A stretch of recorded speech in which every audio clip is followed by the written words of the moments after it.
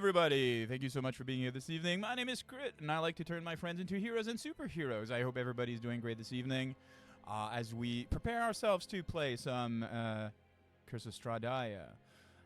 So just finishing a few things here on my side to make sure that everything is fine, letting a few more people just getting here, as it is still quite early, and it is 7:07, and we're going to be starting very soon.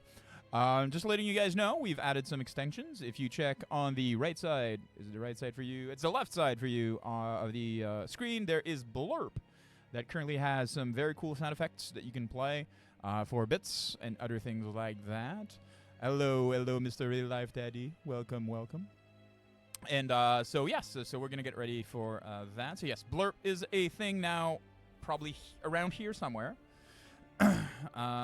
And also, we have multiple things that can be helpful. Just reminding you, if you are a... here we go. That's the Moz Werewolf Owl.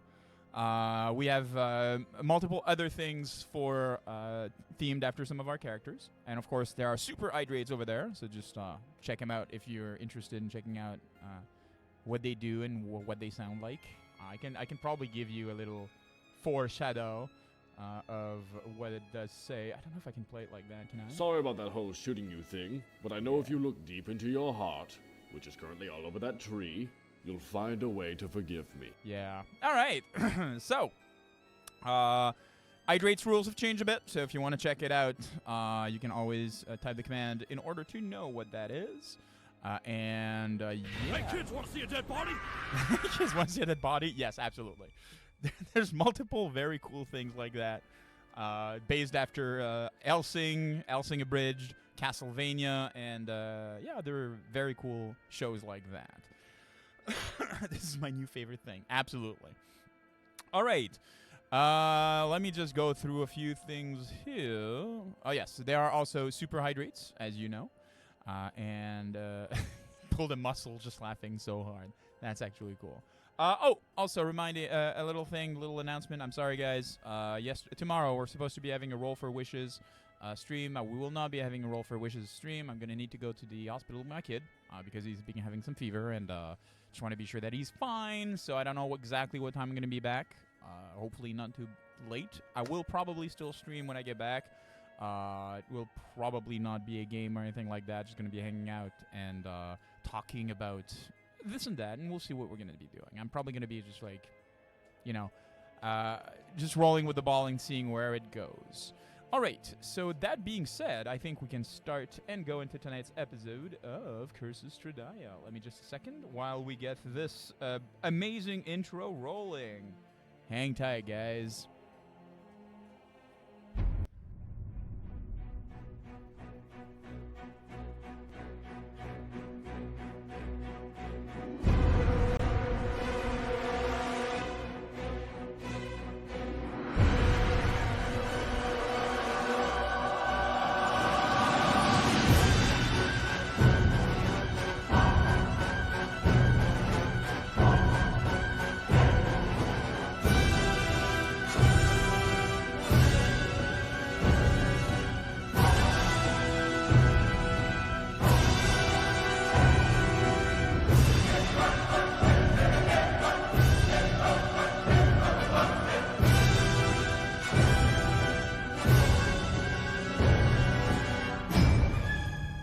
You cannot make demands of the devil.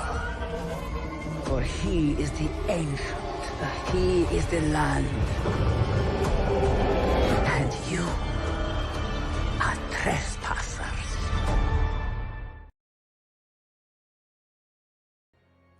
All right, let me know, Jensen, is that better? Does that sound better for the sound of my voice? I hope it's fine. Awesome. All right, so tonight for the intro, we will get into seeing another person that we haven't seen in a long while. So, please. Fire crackles softly, painting the faces of those gathered in amber and shadow.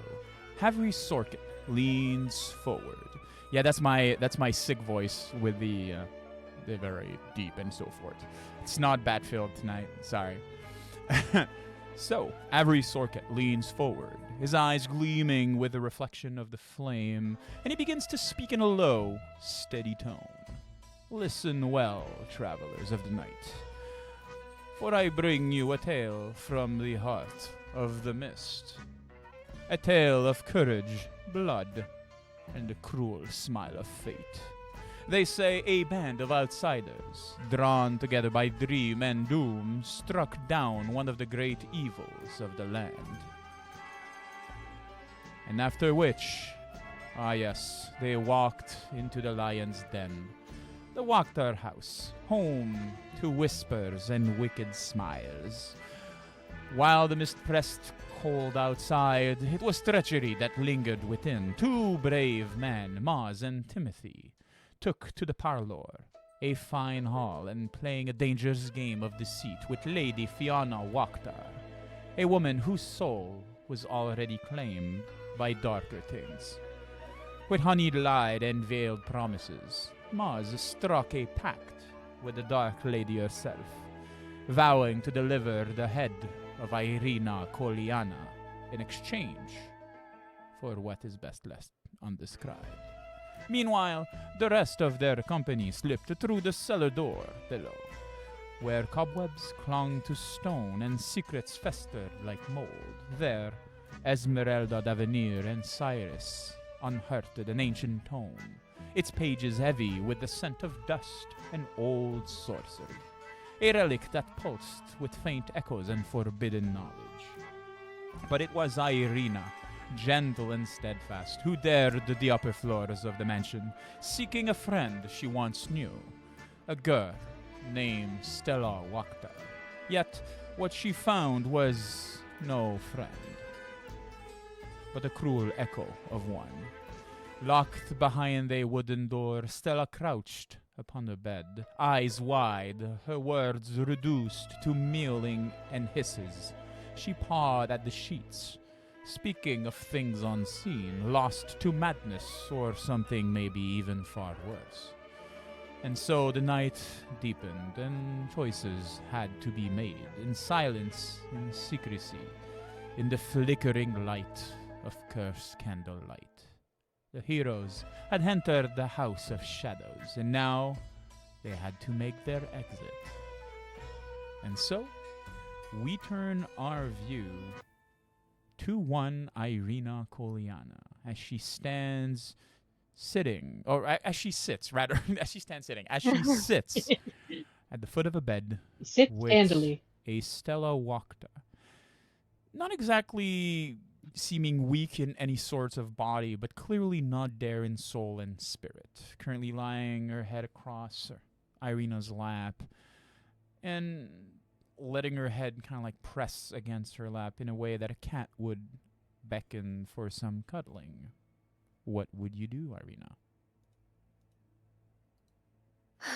Irina kind of just sighs first deeply. Stella, can you hear me at all? Do you recognize me? There is no answer from your friend Stella.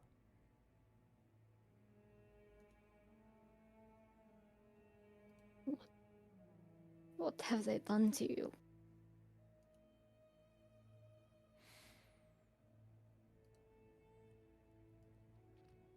The beat of the house is still about. You hear someone walking down the hallway and back into the stairs where you were just minutes ago. You also have a feeling that someone checked the lock, maybe having heard the footsteps that you had when you got upstairs, and clearly finding the lock still intact, they decided to not inquire further. From there, what would you do, Irina? I'm gonna try. Well, first, suppose I'm gonna try detect magic. Excellent. Stella. Absolutely. So your spell pulses and radiates. Remind me, is your detect magic a silent spell, a subtle spell? I do not believe it is. I don't believe it is. So there is some degree of you needing to chant and gesture a bit. Gestures Yeah. are not so bad, but I yes. think with that, I would make sure, probably she would wait until, like, if there were footsteps that came down and seemed to check the lock, she would definitely wait until those had receded before casting Absolutely. anything. Absolutely. Let me just verify one thing here real quick. Irina is quite perceptive. She is, while not an expert, she's quite trained into keeping her ears out to hear people walking towards her or away from her. As a noble, that's kind of like a survival skill almost. And you do time it as you feel the person is just past, went down the stairs in a way that the creaking of the stairs might actually be masking some of the whoosh of the magic discharge that you are creating by casting your detect magic spell. Give me just a few seconds. I just want to. The main location of this magic that you have in the room seems to be centered around her. It doesn't seem to be something that she is wearing. It seems that there's some kind of aura about her. You're not sure if it is an ongoing spell or maybe the residual magic of a very powerful spell. If you wish, you can do an Arcana check.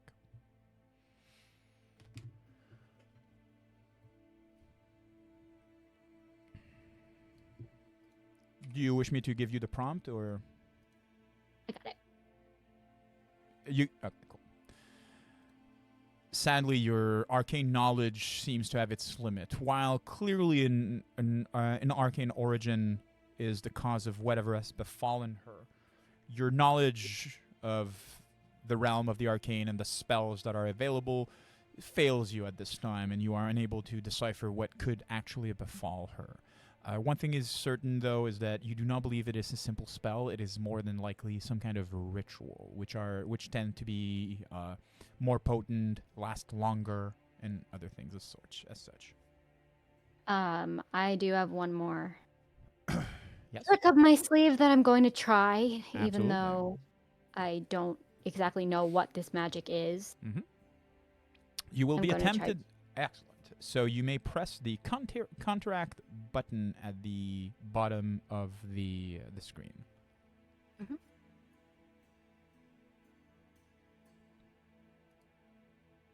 And just do the roll that it asks. Excellent. There is a magical discharge. You see her eyes going wide for a second, and then she goes limp.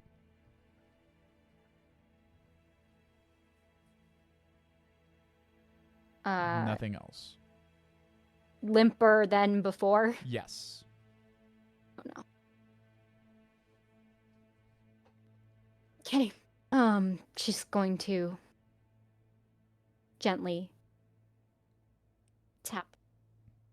Listen for signs of life. Like listen for a heartbeat for Absolutely. Give me a second. I just want to check one thing. Being trained in medicine takes a few seconds to just verify pulse, verify if she still has a heartbeat, if she's still breathing. She still seems to have the semblance of life, meaning she's still breathing. There's still some pulse, though it is quite weak. And she doesn't seem... She seems more as if she had just passed out or something similar. She's very... just like, a potato sack, just like being like very heavy in the body and everything like that. And there's no tension in any part of her body. So like if you lift her hand and you release it over her head, she'll smack herself with her arm. Okay, got it. All right. So small sigh of relief that she is still alive. Are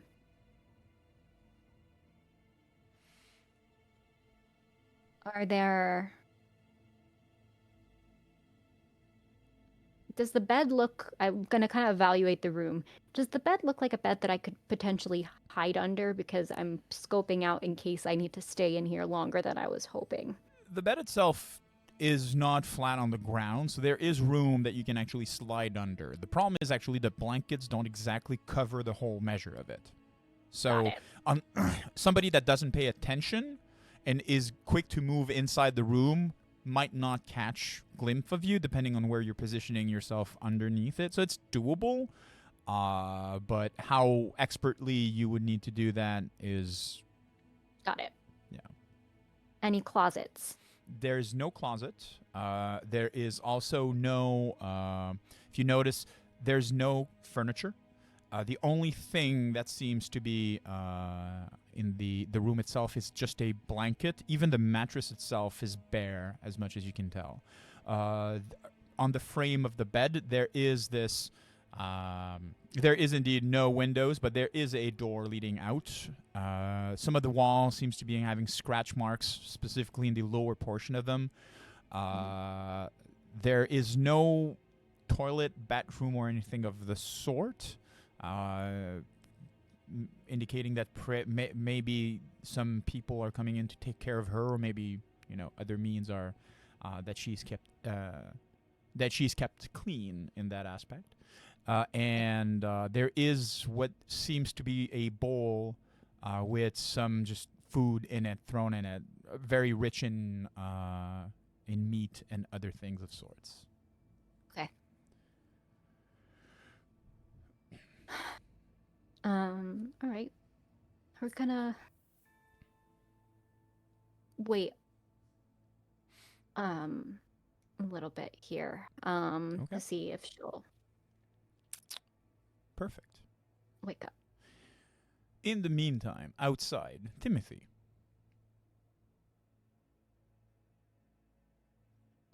Timothy? You were not ready? Yeah, I was sorry. I was thinking. Not a problem. Honestly, I'd probably wait for her to finish. Sure. So, you are currently outside. You're near the... Yes. I mean, sure, after about half an hour, I'd probably just leave the premises. Absolutely. So as At you're some about point, she's going to call the guard. as you're about to leave, you hear, you know, the expression of a cat passing through a fan, Sure. like the of a cat doing. No, it's okay. Sorry, it is a French expression. I was Poorly- literally going to say it's probably a French. Yeah, Quebec thing. poorly translated in English. I'm sorry. A cat hitting a fan. So, and you hear for a second. You look on the corner of the eye, and you seem to see something falling off of of the backside fence that seems to be leading outside. So it fell on the other side of the fence, I will investigate. which means that you need to still be on the propriety. I'll stay on the premises. Cool. You investigate, and what you notice is a cat, a black cat, on the ground, shaking, convulsing. Do I have something for that? Short of a sword to put it out of its misery, no. I'm not gonna kill the cat. Why not? Because I'm a good person, even though I like undeads. Jesus. Honestly, I'm gonna take it and pet it and hope it gets better because I suck at nature or medicine. Fair. You're picking up the cat. It's convulsing. You feel that there's some degree of recognition as it turns its head slightly towards you, and then it starts shaking again. You see that it's foam on the side of its mouth. There's something wrong with that cat. Would you do anything else?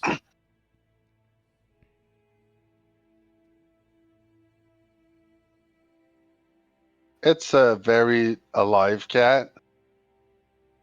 It's still breathing, and it's still breathing, and it's still like have a heartbeat though. The heartbeat is, you know.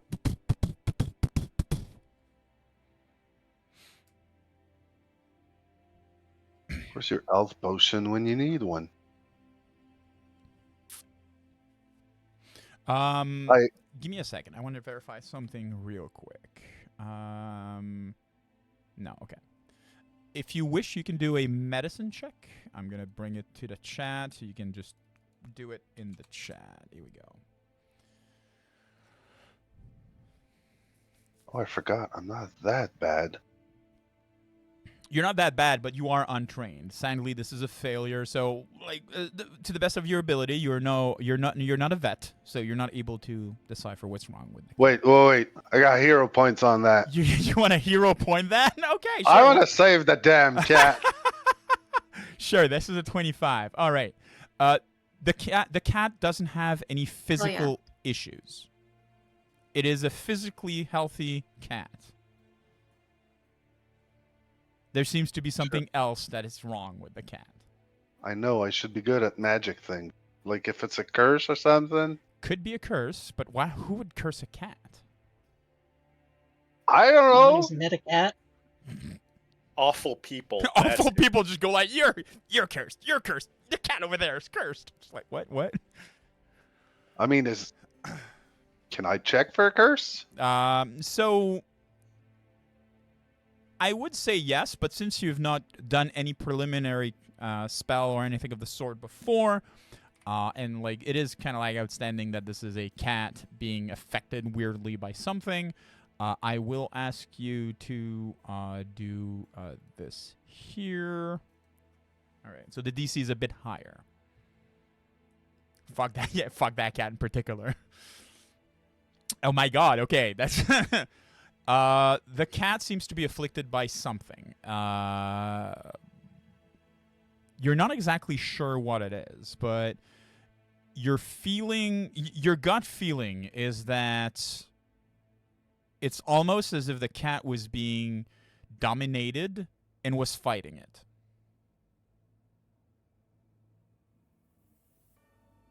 Does that make sense? Yes. Kind of like the cat was trying to do some stuff on his own, and somebody that was dominating the cat was trying to tell it to do something else, and both like were like, you know, the wires are touching each other on the brain, and the cat just goes like.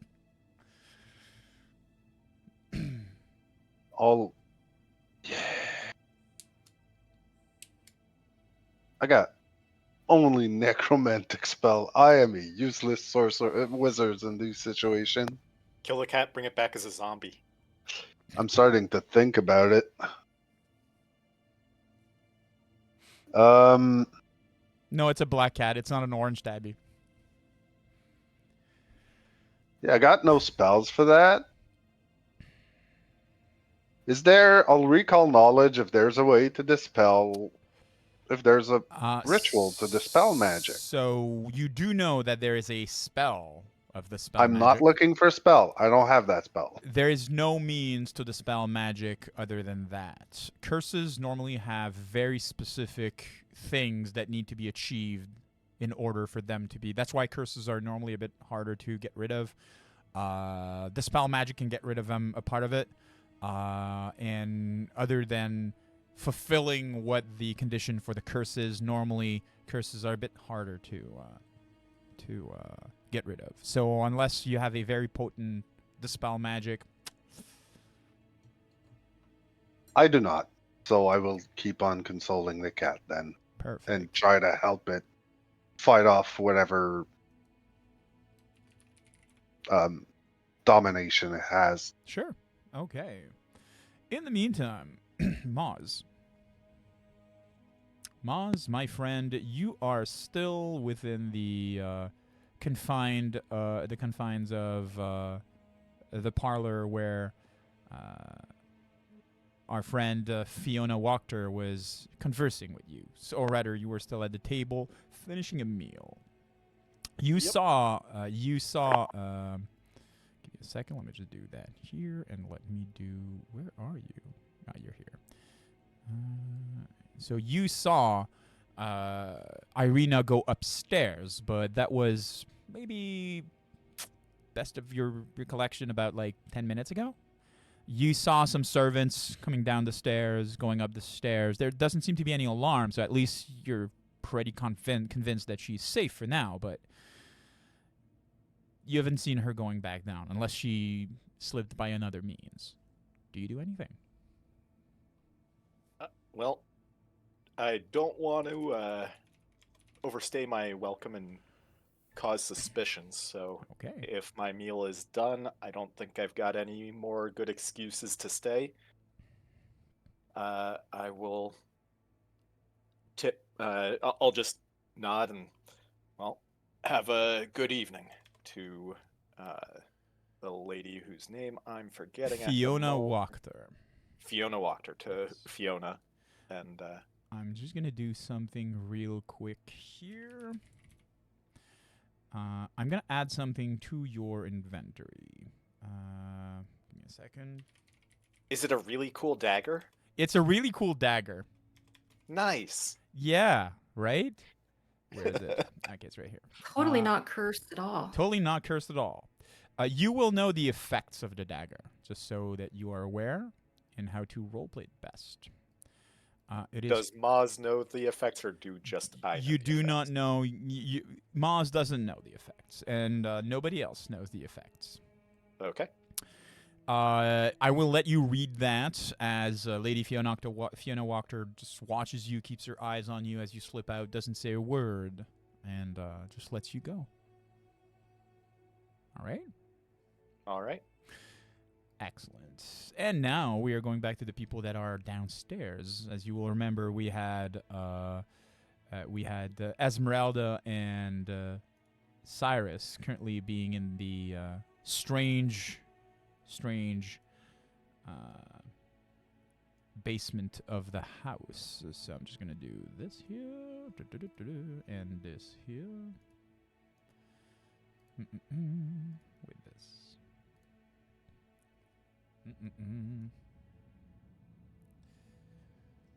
So, you were still downstairs last we left off. You now have the large tome in your hands, which seems to be marked with the heraldry reminiscent of the von Zarovic family. As far as you know, Irina went upstairs a 5 to 10 minutes ago, and Yeah. there doesn't seem to have been any fight, any urgency in the footsteps above, or anything of the sort. Thankfully, also for you, no one went downstairs either. So you are safe for now. Where would you go?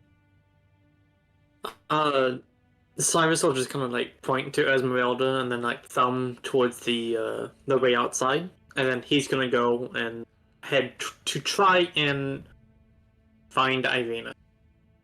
Going upstairs? Okay. Yeah. What about Esmeralda? She would message you and just say, "You're going upstairs. Why? Why are you going upstairs? She's fine."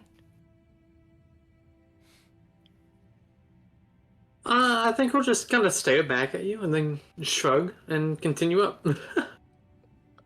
She just literally just pulls her hair. Okay. Just gets so irritated. So, Esmeralda, what do you do? Do you follow him? Do you go another direction? What is your plan? What do you want me to do? Do you want me to come with you? Or do you want me to just stand around? You to go. Take the book out. She would have messaged you that. Yeah, no. She. Oh, Well, message still requires the same Yes, voice. That is so. true. what? We rolled up against that because you were talking normally in the first place. That's because I Fine. didn't know how message worked. That's because we didn't know how message worked. Now we know. So Fine. yeah, he answers, and you're just like, what? Wait, what did you say? Yeah, what? What? What? Ugh. Esmeralda, you're not sure what he asked She or leaves. said. You leave outside? Nope, she'll just leave. Excellent. Yeah, she'll just sneak outside. So as you walk outside, you open like the door, and you just like slip slowly outside. You notice that Timothy is there, standing like on the propriety, cradling what seems to be either a big squirrel, a raccoon, or a cat. Timothy, you look sideways and you see Esmeralda coming out from the basement. Hi. This is not what it looks like. She just has this look on her face of like, These people are so annoying. What is happening? I think the cat is Mm. possessed, so I don't really know what to do. Possessed. Why would the cat be possessed? More important, why do we care? For real. Like, chat Because is it's like, a cat! save the cat. Yeah, it's a cat. It's fine. Chat will never forgive you if you don't save the cat. So yeah, why would I don't know why the cat is possessed and trying to fight it off. I didn't even For know. look, morbid curiosity.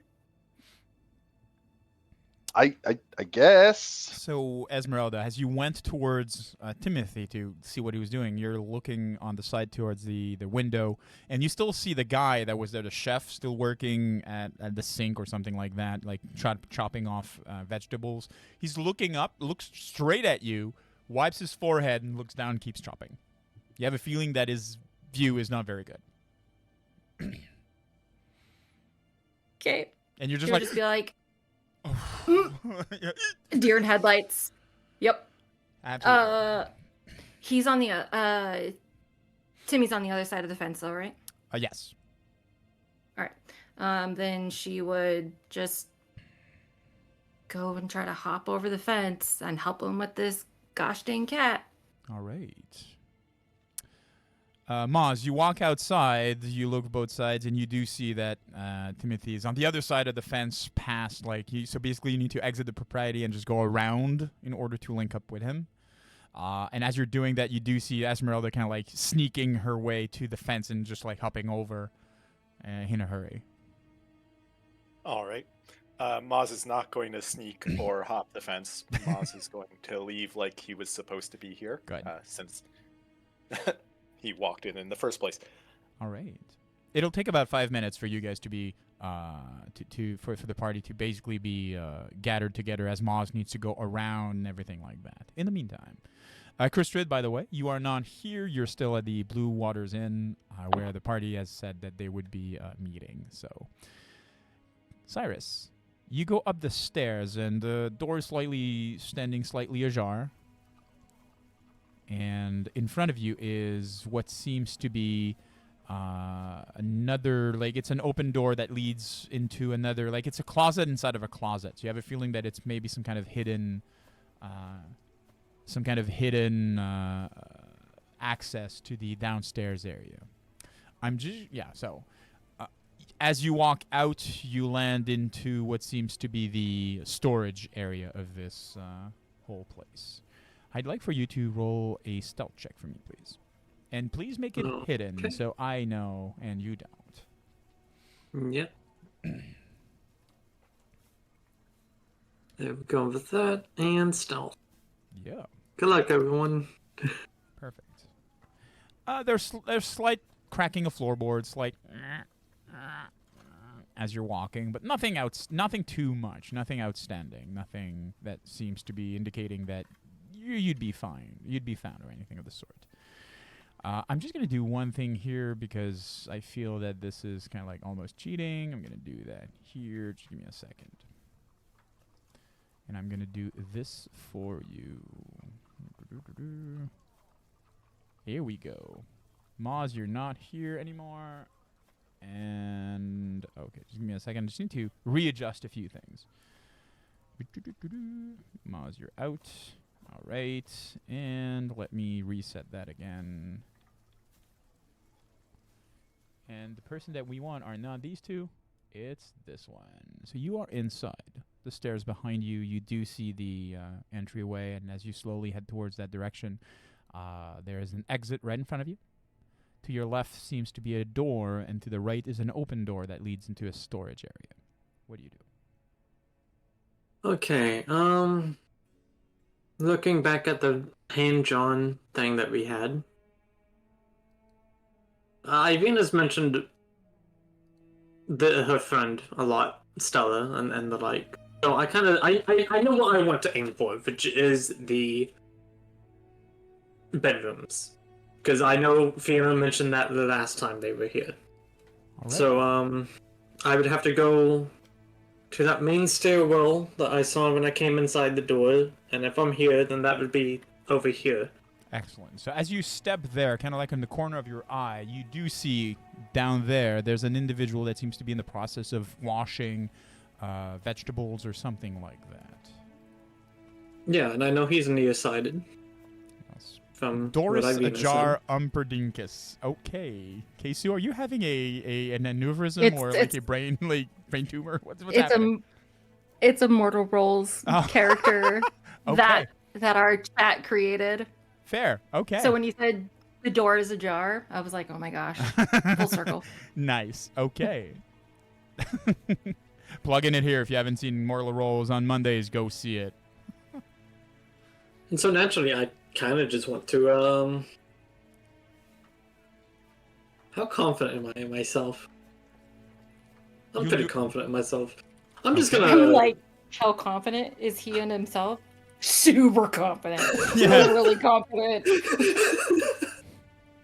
I'm gonna try to just, he's like making noises with cutting vegetables and stuff. I can probably sneak by him. Okay. Give me a second. So, you move slowly towards him. You may do so. Also, I'm just going to move Timothy, because Timothy's not here anymore. Oh, yeah.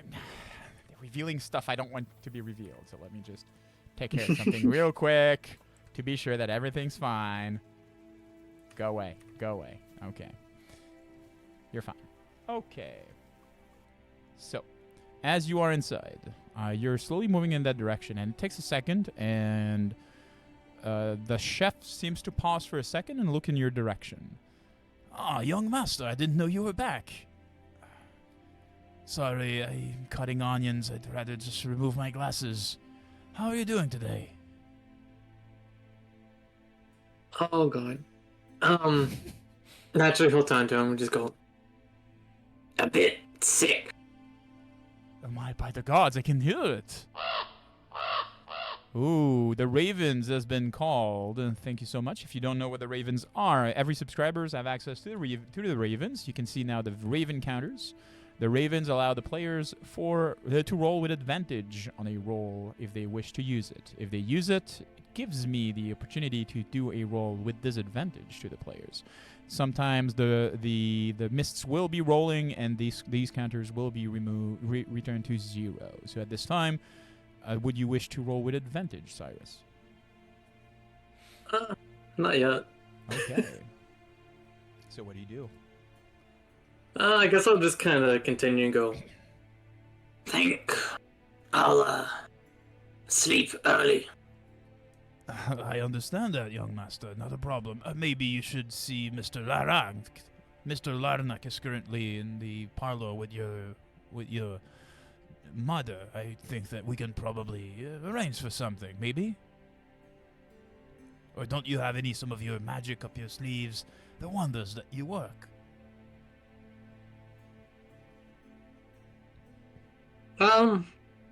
I think I'll just kind of like nod, Mm-hmm.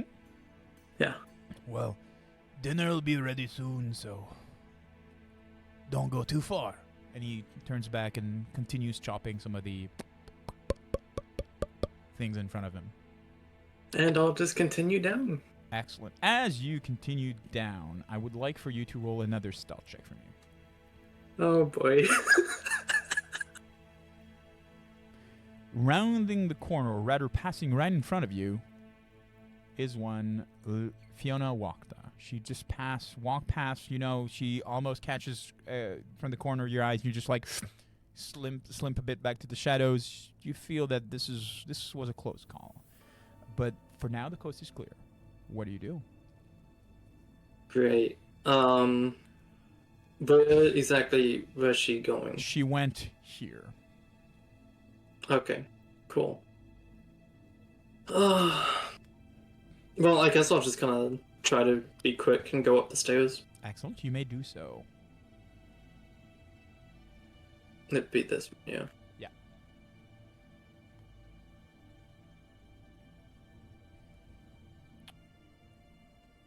the plan that you have is simple enough. It's easy to make out which room is the room where you believe Irina's friend is. As you make your way towards there, you do notice that the padlock is still there. So if Irina went inside, you don't know how. And there are other doors that doesn't have any lock or anything of the sort that might be other good guesses to where she might be. What do you do? Well, I'll go up to the door that Stella's at, which I believe is this one, and I'm just going to put my ear against the door and try to listen in. Okay. You lean your ear on, and you do not hear anything. Wonderful. Question. Yes. Would I hear him coming up the stairs and or notice shoes under the I mean, shoes under the door? I'm under the assumption that if she hears footsteps, she will believe that it is one of the maids or something like that, and would not go near the door. Oh yeah, that's fair. She probably wouldn't. Hence why he probably doesn't hear anything right now. So, Cyrus, what do you do? Well, Seems that Irina hasn't gone through here, as far as you can tell.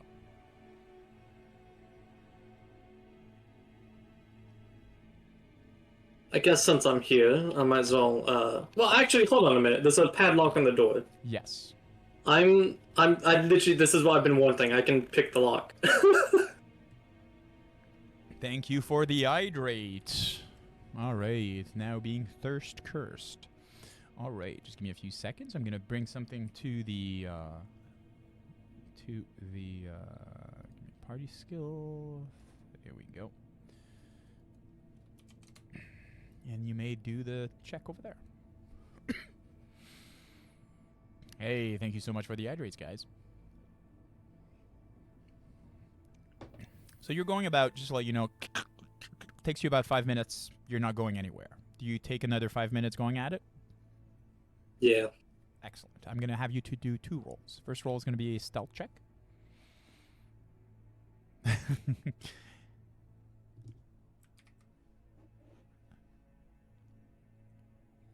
Oh, are you not putting it in chat? I can put it in chat. Sorry, I was busy No, being no, I offered can- some... okay, cool. I can do it. Excellent. And I'm going to have you roll this again. Just give me a second.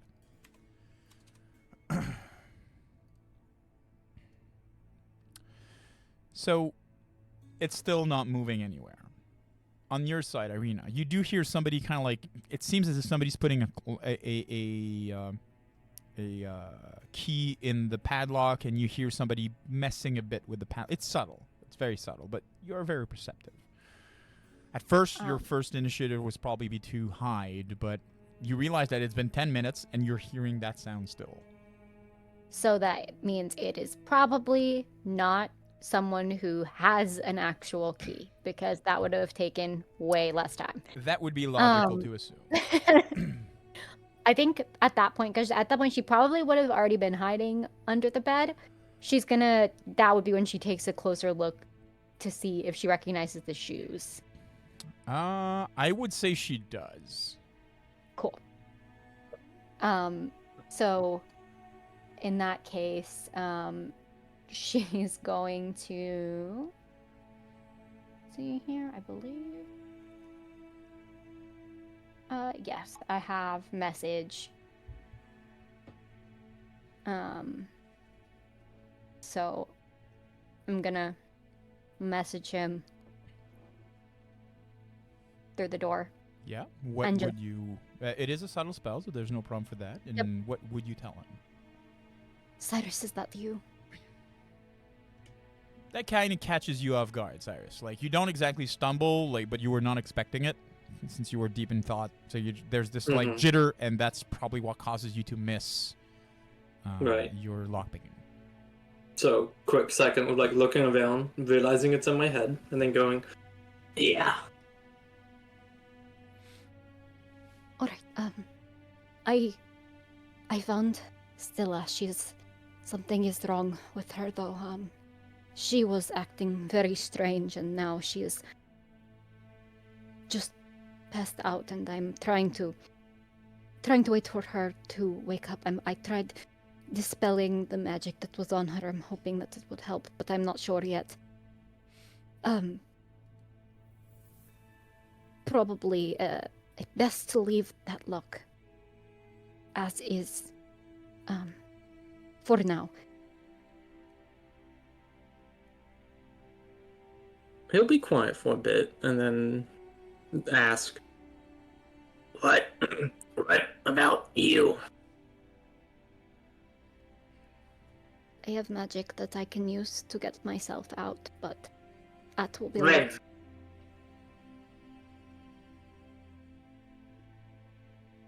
I'm trying to buy a little more time to see if she will wake up. Can you distract for a little bit longer? Come back again in, say, 20 minutes. As you're saying that, you also realize how much that is, meaning for Cyrus to sneak about on the second floor of Okay. for 20 minutes. Fair. It's doable, but it's like unless he finds a closet that no one opens, the likelihood he's of him been being given. found is He's been given the magic permission that he's been wanting. okay. So, That he's what? That he's been but wanting.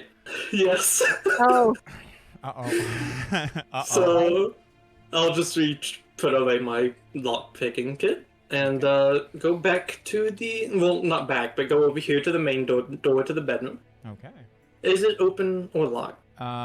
So a few things, if you don't mind. Of course. Irina, it's been 10 minutes. It's been 10 minutes, and Stella is still limp. Her breathing hasn't changed. Her heartbeat hasn't changed. You notice that sometimes when you see the eyelids, you can see if somebody's dreaming. There's no activity there. If you're like raising one of her eyebrows of her eyelids opened, her eyes are almost not focusing. can I try giving her a minor healing potion? Absolutely. She does not swallow, so it just like goes Okay. in to no effect. Okay. And there's not even like you feel at a certain point when it goes in, like a person should like have the reflex of swallowing or something like that. Yeah. Nope.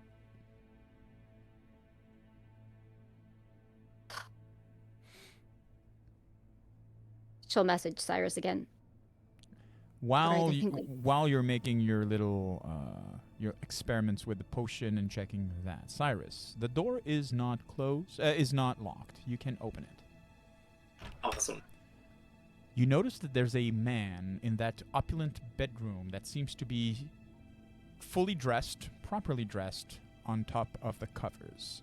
It seems to be some kind of master bedroom, but you notice that there's a considerable amount of dust on some of the furniture. The floor itself seems to have been washed, and like hastily, and there's a broom standing in the corner. It seems that this room itself has scarcely been used, or that the maids have not been here in a while.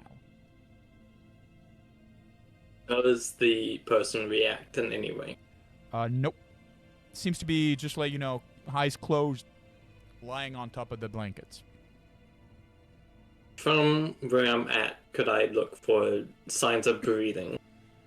I mean, you can check from your perception. Just give me a few seconds. Let me just see here. You're quite perceptive to begin with. The person doesn't seem to be breathing. Awesome. I'll go in, and I just want to start, looking around the room for goodies or interesting items. Sure. Just give me a few seconds. I'm just going to do one thing real quick. So,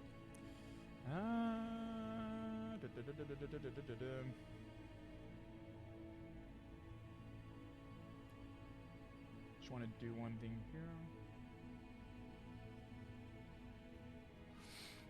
Other than an iron chest that seems to be lying here in the corner, there doesn't seem to be any other relevant things that are worth any type of money. It is not locked. Yeah, okay. What's inside? You open it, and there are 2 bags. One bag seems to be made of fine silk, seems to be tied up almost like, lovingly, and the other one is like this old satchel that seems to be made of like, very cheap fabric. The older bag seems to be a bit bigger. I will just pick up both of them for now. Excellent. There's something that rattles inside of them. Feel as if like pieces of wood, maybe? Interesting. For now, I just want to like stash it. They're big bags. Okay. So if you're carrying them Santa Claus style. Oh, they're that big. Okay, I guess I will look inside then. Excellent. So the bigger bag, so you open the first one, which would be?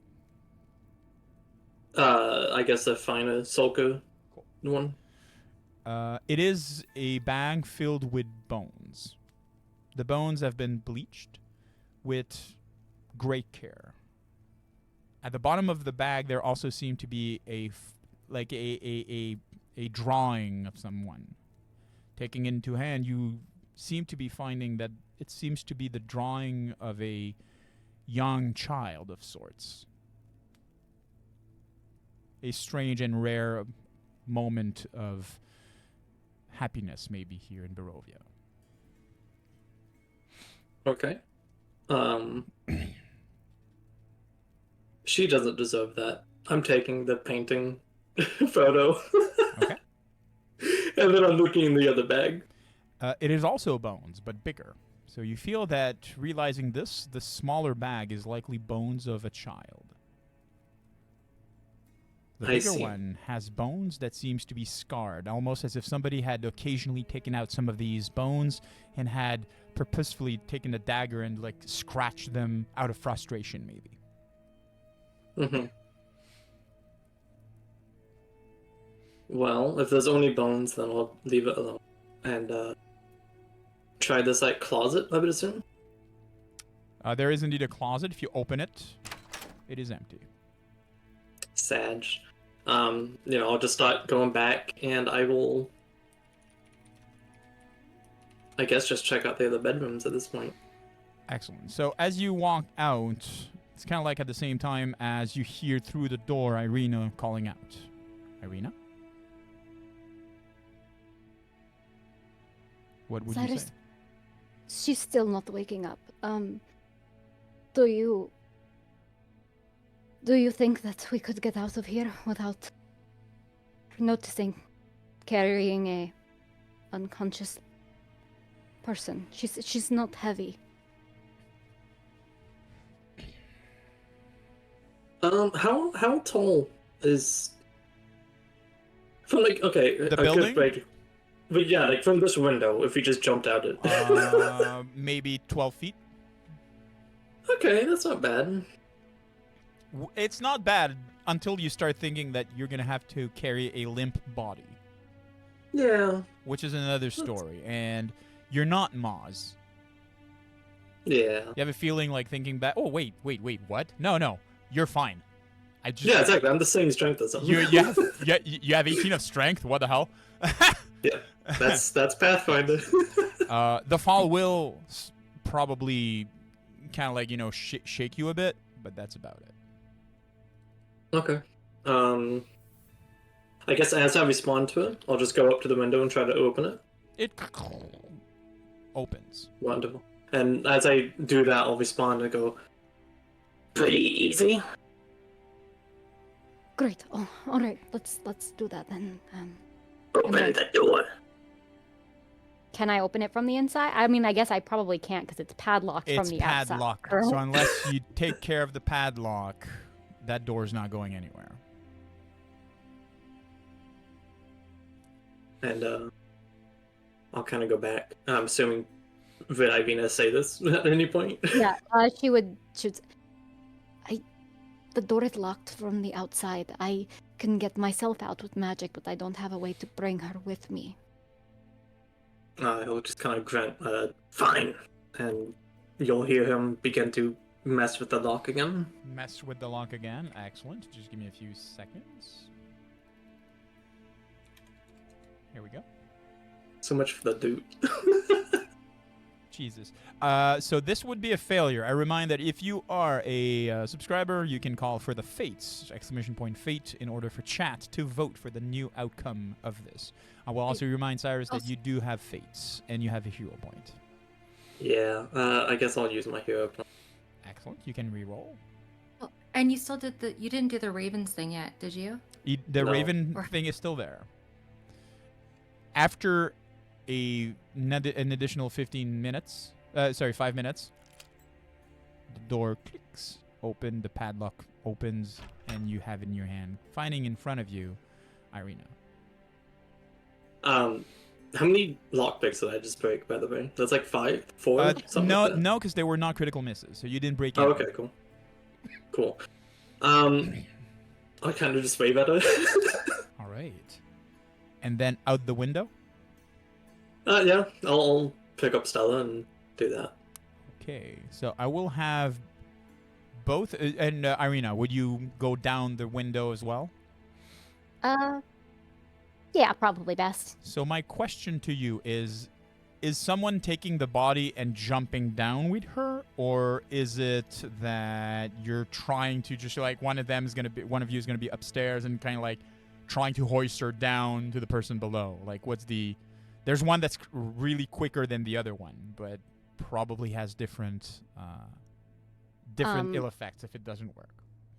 If So Cyrus, Go on.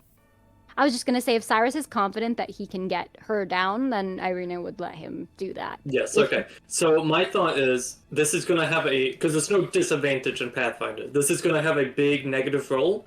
I want to use the fate point that we have to just make it a natural 20. So here's the thing. That's not how it works. Cool. Damage is fixed by the amount of feet that you traverse. Oh yeah, no, I'll take damage. That's gonna be Sure. fixed. So both of you will take 5 of damage. Yeah. That's the first thing. Second of all, it will be an athletics check to see, do you take damage or does she take damage? Does that make sense? Why not acrobatics? Because you cannot, if you're carrying a body, you cannot start doing somersaults with her to be sure that she's. Well, safe. no, So but it's still jumping, which is acrobatic. it's not about jumping; it's about landing. So it's going to be in athletics. Okay. So I mean, if you want it, otherwise it can be a fortitude saving throw. I mean, I would prefer the fortitude. So it'll be a fortitude saving throw. Okay. So I'm just going to do one thing here. Just going to be reducing the health of both of you. And then do a fortitude saving throw, please.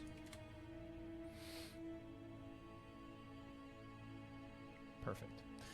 You will take an additional 5 of damage. And Stella will not. Wonderful. Excellent. So, from the outside, as we go back to the people that are now still waiting for all of you outside. Just give me a second. Let me do this here. And we will go back. Give me a second. That's not what I want. That's more like it. Maz, you finished rounding up the propriety, going back and linking up with Timothy and Esmeralda that are currently outside. Timothy's still nursing a cat. Would you do anything? Let's see. So I was seen coming in with Timothy, so I will walk up to them. Perfect. You walk up to them, basically just with them and wondering what the hell's going on. Everything good here? I don't know. I don't Ask a know. friend. I found a cursed cat. Who would curse a damn cat? How do you even know again Dominated. that it's cursed? How do you know? Because I'm good at those things. Right. It has all Why the would- hallmarks of it being dominated and fighting it. We are in the middle of the road. Perhaps we should find somewhere a little less obvious to be and wait. Very Thank well. you. I will message them that we are going away. Thank I you. mean, are there any like alleys or From where places you that we are, could- there are absolutely ways that you can just easily go out and away to link back with the rest of the party at the Blue Water Inn. I'm not looking to go far. I'm just sort of looking to not be standing in the middle of the road. Absolutely. So you go a bit further up, and after a few minutes, you do see Cyrus kind of opening a window, technically that window right here, and jumping off with a body, followed by Irina. Who did he kill this time? And you are able to link back further down the road before you actually go to the Blue Water Inn. Does that seem good for everybody? Mm-hmm. All right, so just give me a few seconds. So you find yourselves in this alleyway, kind of like now having the limp body of a woman kind of like swung over Cyrus's shoulder. It's not very subtle, like specifically if you want to cross any of the main roads or anything of the sort. So what do you guys do? You get the sense this is not the first time he's carried a person. I do have medicine as a trained skill, and I'm curious now that I have like a time to like look at her. Can I divine anything? That would take about 10 minutes. Do you do that in the Okay. middle of the street, or you? Depends on what the party is doing. So what is everybody else doing? I think Esmeralda would just say, "Is she dead? Or is she still alive?" You'll see him begin to investigate the body at that question. She's alive, but not responsive. Alright, so why don't you hold her, like, cradle her, instead of like she's a sack of potatoes? I can take her if you want. Perhaps we can wrap her in a cloak, so it just looks like you are carrying your drunk friend from the tavern. As you're saying that, you also notice that she's wearing very, very, very basic, like almost like a disheveled night robe. That seems to be like the hems of the sleeves, and the bottom of it seems to be like all like frayed, as if like she had worn that same piece of clothes for a long time. Esmeralda would immediately take her cloak off. God, she's probably freezing. Excellent. Thank you.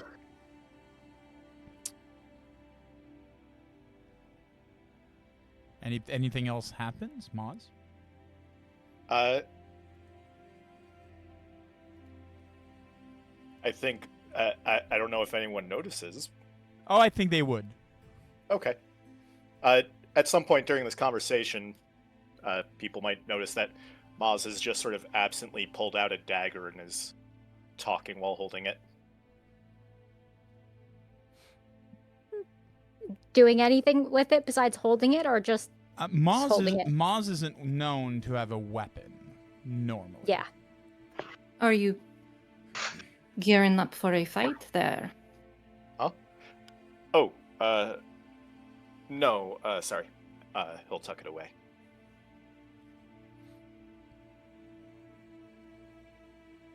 Pretty sure your claws are stronger anyway. Yeah,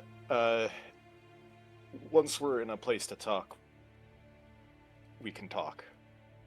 As you're There's saying, a lot going on.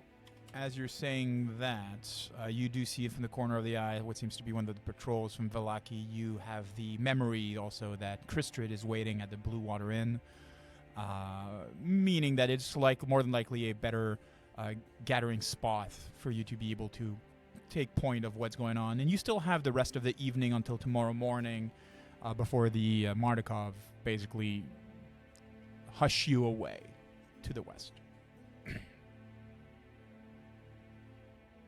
So what would you do? I think if she's wrapped up in the cloak and she's not being carried like potato sack, then just would you guys be alright to go back to the inn?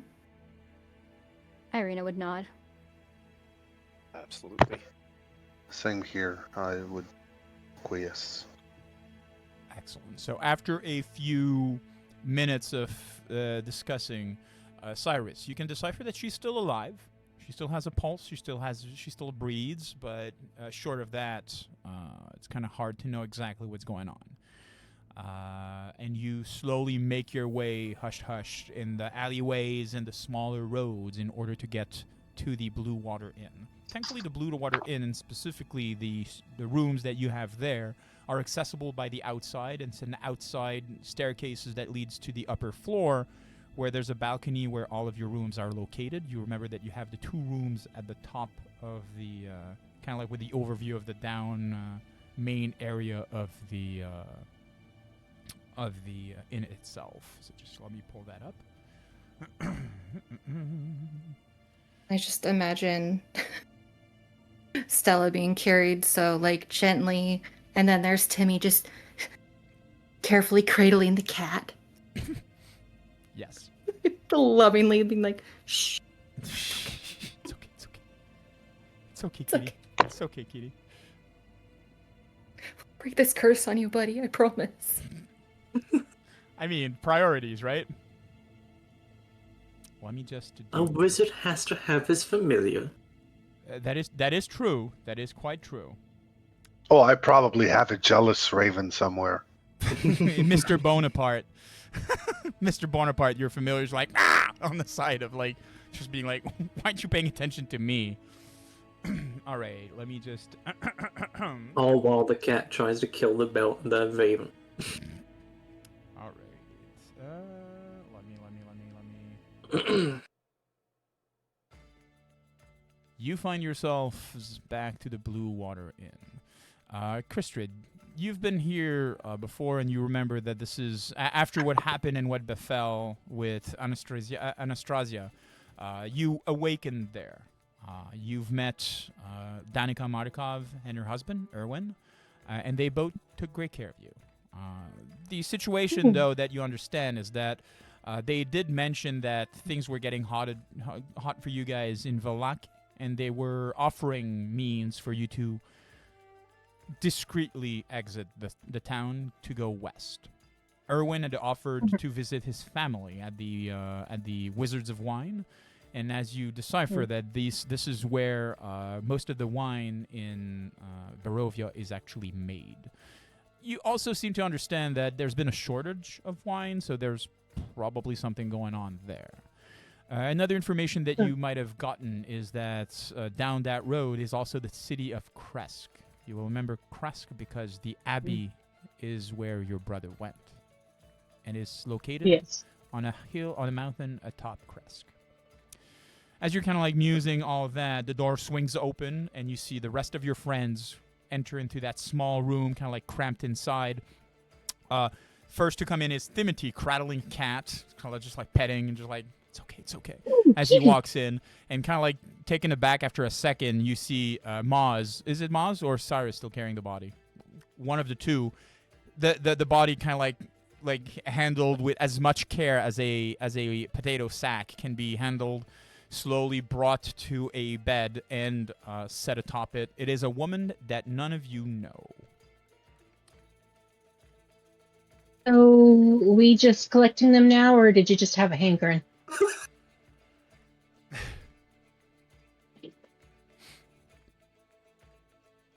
I guess that everybody's taken aback and nobody knows how to answer that. Yeah, Great question. Irina, can you Oh, explain man. Cyrus? Front. Is she... Can I go check and see if she is alive? You take a second, you check pulse and everything, and she is alive. But she is, she's not responsive. Maybe you can help. You are an expert in these sort of things, I think. Teeny tiny bit. It's usually to, treat wounds, and it doesn't look like she's wounded on the outside, does it? doesn't look as if she is bearing any wounds. She's dirty a bit, but that's more of a lack of any real of any like bath or anything of the sort, more than any wound that seems to be covering her. Did we rest at all between the explosion Yes. and me being here? Yeah, you're supposed to be fully rested Because- and one level higher. Oh. I'm not. Where's my seat? It's good night. Yes. Mm. Trying to see what spells I have that might do something. Sure. As she does that, I want to take out the picture of the kid that I have and kind of show it to Irina. Irina, as Cyrus shows you that picture, you seem to be remembering the young child that was playing beside you on the shores of Lake Zaravik. The one that got eaten. The one that got eaten. I could try a healing spell. But I could also, I do have like a medicine kit with like different herbs and potions and things. There's something about one of the things I can do. So, I mean, you're noticing, Kristrid, that she's healthy. Mhm. She's just unconscious. I mean, who doesn't want to be right now, honestly? I'm also going to be just sharing this with the rest of you to know what she looks like. Oh. Oh. Natural medicine. You can use nature instead of medicine to treat wounds. So but I don't think that's in- while you're thinking about that, we'll go back to Cyrus and Irina.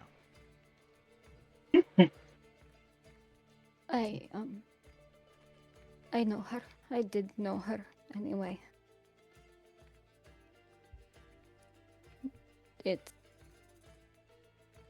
She never, she didn't get much older than this.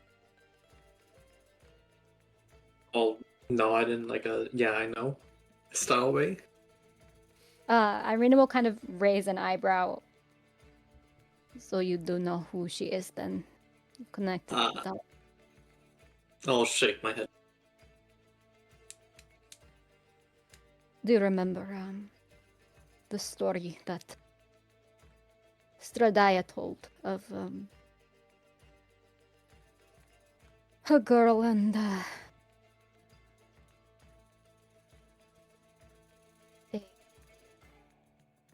wolf?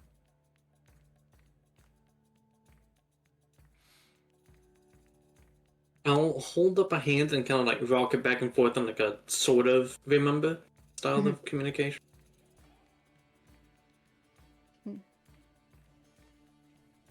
This is Fiona's, it was her youngest daughter and the one who she stole my toy and it got her killed.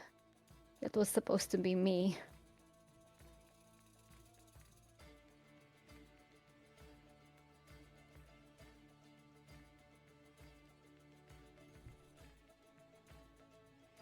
She had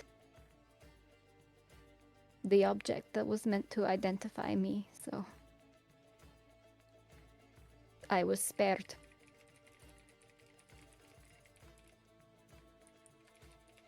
Should be devoured, torn to pieces. It's in a way I think there is something healing about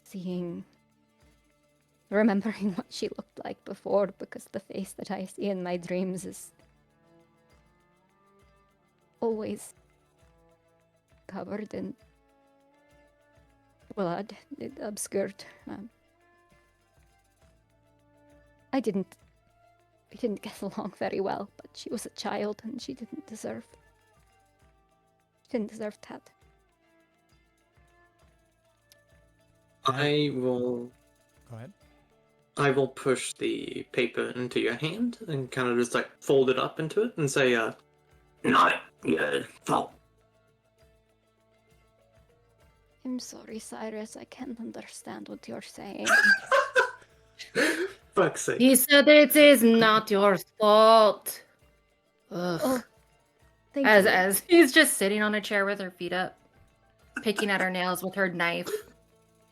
As you're Thank you. having that moment on one side of the room, on the other side of the room, Kristrid, you have your stuff ready. What would you like to try? I'd like to try pumping a heal spell into her.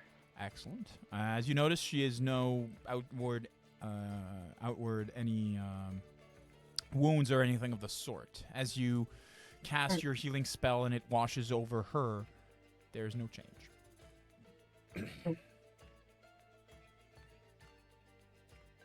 And would I have known anything that could do this to a person where they appear fine but they're not responsive? I'm gonna and, ask you like, to roll. I'm gonna put a roll in chat, and please just roll this.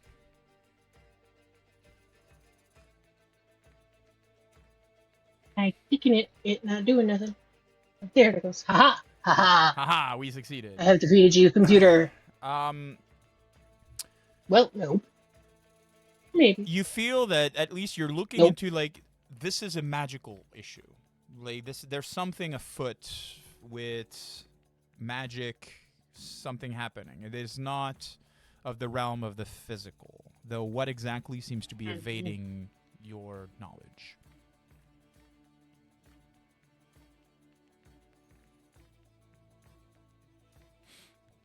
Something has got her down magically, and I'm not equipped at the moment to be able to do anything about it. I might need to find a healer or something. Irina, Cyrus, is there anything you can tell us about this?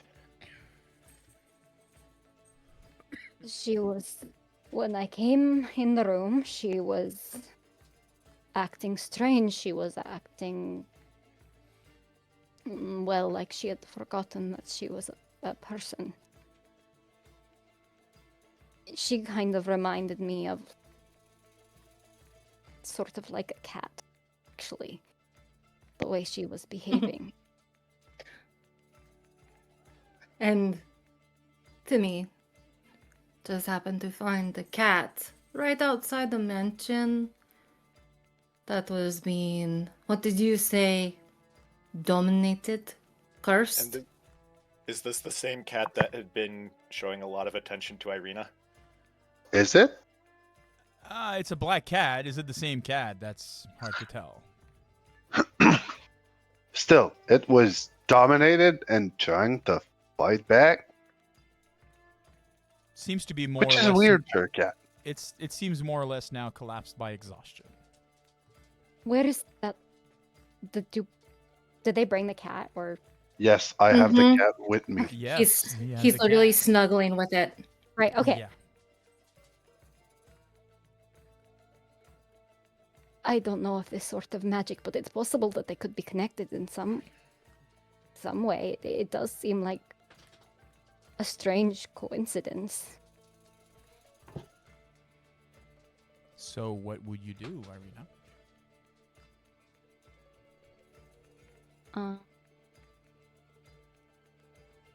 Can I check the cat for magic? You cast your detect magic, and with your your ability to know more, the discharge is sent, and with your infinite eye, you do notice that there's magic about that cat. Same type of magic that was about the body that lingered of Stella Wachter. She kind of lets out a small gasp. The magic There is magic here, and the magic is the same.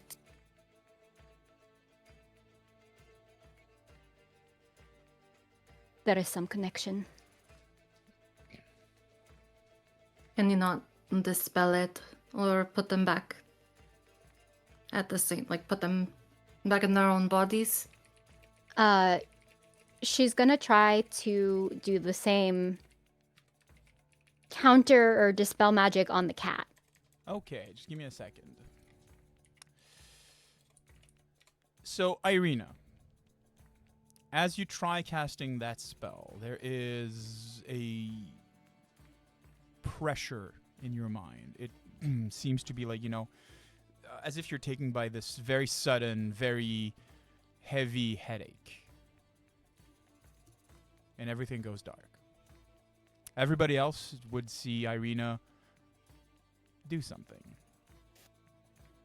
But in the meantime, just give me a few seconds. You know what? I think just give me a second. Let me see one thing here real quick. Okay, let's do that.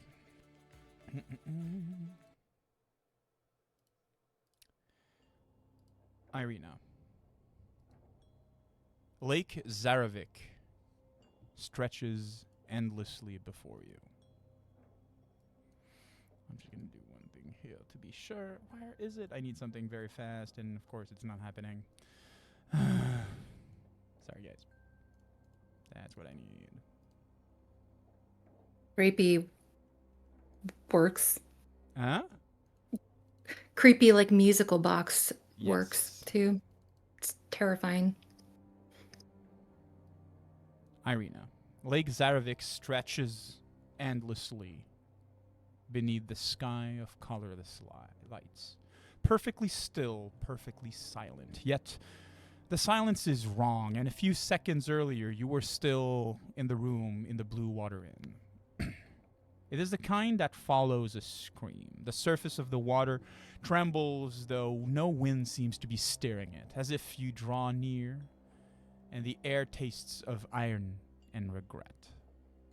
A scent lingers here, cold stone, wet earth, and blood. The echo of a murder ripples through the air, not by sound, but by memory. A body falls, a voice pleads, another whispers something like a promise, or maybe a curse. Before the world goes black again, the ripples fade, and only the reflection remains. In that reflection, the water twists, and shapes begin to form. The village of Barovia, its crooked houses flickering in and out of being like though you cannot banish them. Candles burn behind warped glass, their glow distorted by tears. The streets are empty save from the shadows that move as if remembering where the living once walked. It is familiar, painfully so. A ghost of a place rather than the place itself. Further ahead, and this is where you understand that you're maybe dreaming, is a field and the horizon stretching upwards, twisting into vaulted stone, the world almost seeming as if it was folding on itself. This field you know well, once vibrant with wildflowers and ripe wheat, now drenched in shadows, yet the air carries a familiar scent, the rich sweetness of wine, as though the soil itself weeps fermented memories. In the midst of the field rests a black carriage, empty and still. Its wheels are half buried in earth, and the door seems ajar, as if someone had just stepped out or never returned.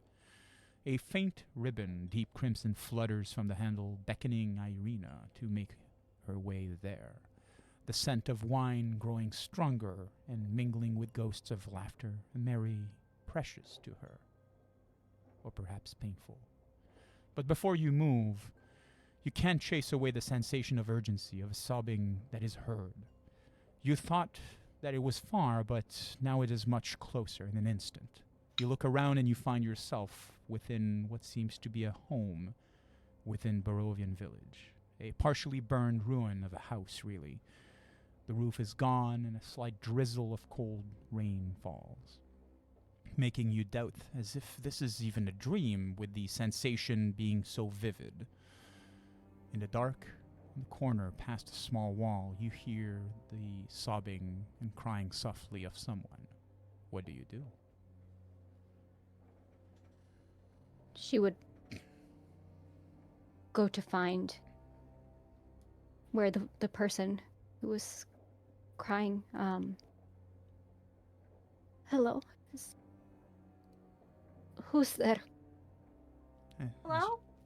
As you're calling out, someone answers.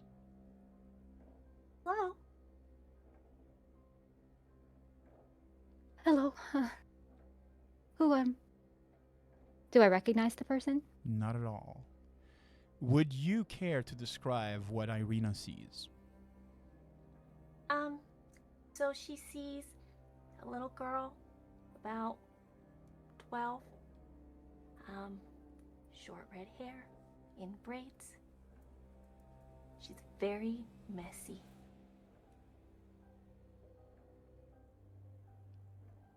Can you help me?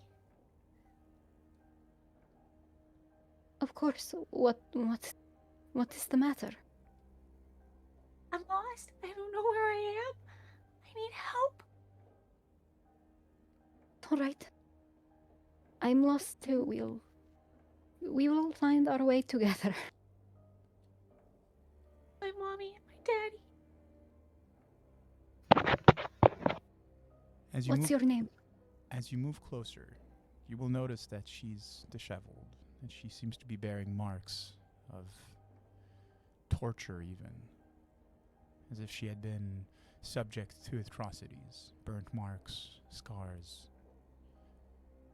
And looking into her eyes, there's a faint recognition, almost as if you're looking into a mirror.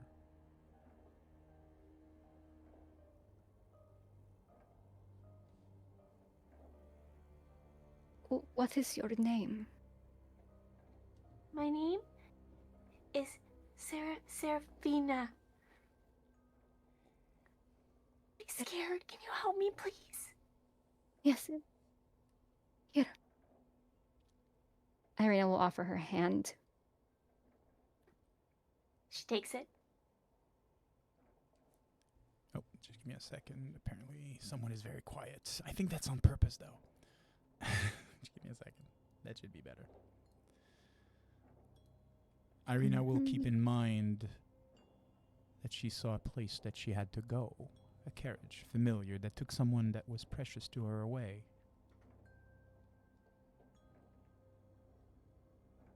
Serafina will take Irina's hand.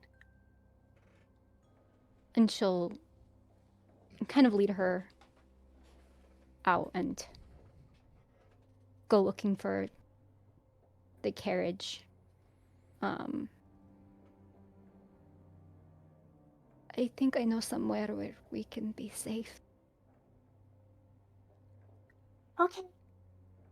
If you think it's safe, I'll go with you. What happened to you? Me away from my home. They Where hurt is me. your... Who took you? Who took you away? I don't know. She hurt me a lot. It's alright. No one's going to hurt you anymore. She's gonna come back. She's gonna eat me. No. Irina will kind of like look around for any sign of anyone else. You look around, and as you're walking off, you hear footsteps, but you don't see anybody. You see in the puddles and in the wet ground what seems to be marks of footsteps, as if it was just echoes of a remembrance, something that you vaguely seem to remember. Still off in the distance, in this kind of like upward, twisted field, the black carriage beckons.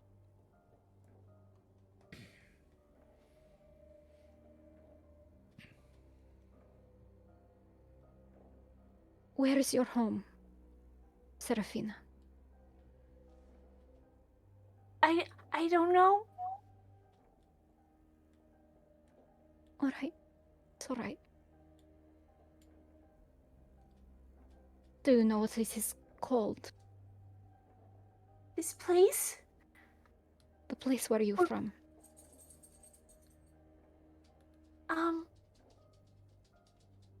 Haven't been there for a really long time. I don't remember.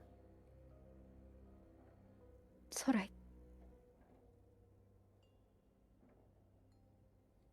We will have time to talk later. Okay. When we're safe, right? Yes. Okay. She'll kind of lean down and just like gently kind of brush her off a little bit, neaten her hair, brush some of the like soot and stuff like off of her face. Yeah. Excellent. And she'll say, "My name is Irina." Rena.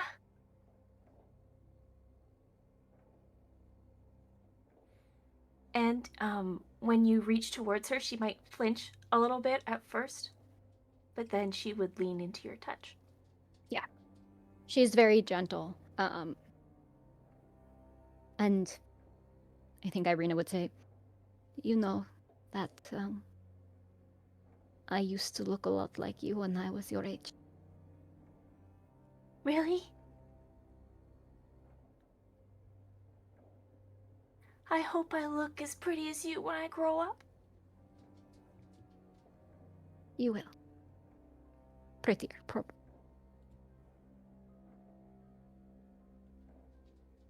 What does Irina Where are do? we going? After she's kind of brushed her off, she'll take her hand again and start to go back up towards the field, towards that carriage. You'd expect some kind of gravity to affect you as you start slowly going up, but it feels almost as if the perspective is shifting as you are, and the point of gravity is also shifting as you are. You're leaving the town, and behind are left what seems the echoes of your father and the search party when they went to look after you when you had ventured into a field with STRAHD. It's just faint echoes, like almost as if you're not sure if this is a dream, this is a memory, or if this is something else. Seems that all these moments that you're looking at are all at least solid moments and important moments of your of your time and of your life. As you're walking, you have the impression as well that the ground is almost fragmenting on each of the steps that you're taking. And through them and through these small cracks, you see down below what seems still to be the reflection of that lake. That lake that traumatized you when you were a kid. Before you know it... Oh, go ahead. No. I think she would also just be rattling her brain for kind of, you said it, looking at Serafino's kind of like looking at a mirror. She would kind of be racking her brain for any additional recognition, like what is it that I'm feeling? What is it that... For now, I will leave you to make these assumptions yourself. Okay. Okay. And before you know it, the carriage is in front of you. Within the carriage, and the door slightly open, you see light, too bright to make out what is beyond it.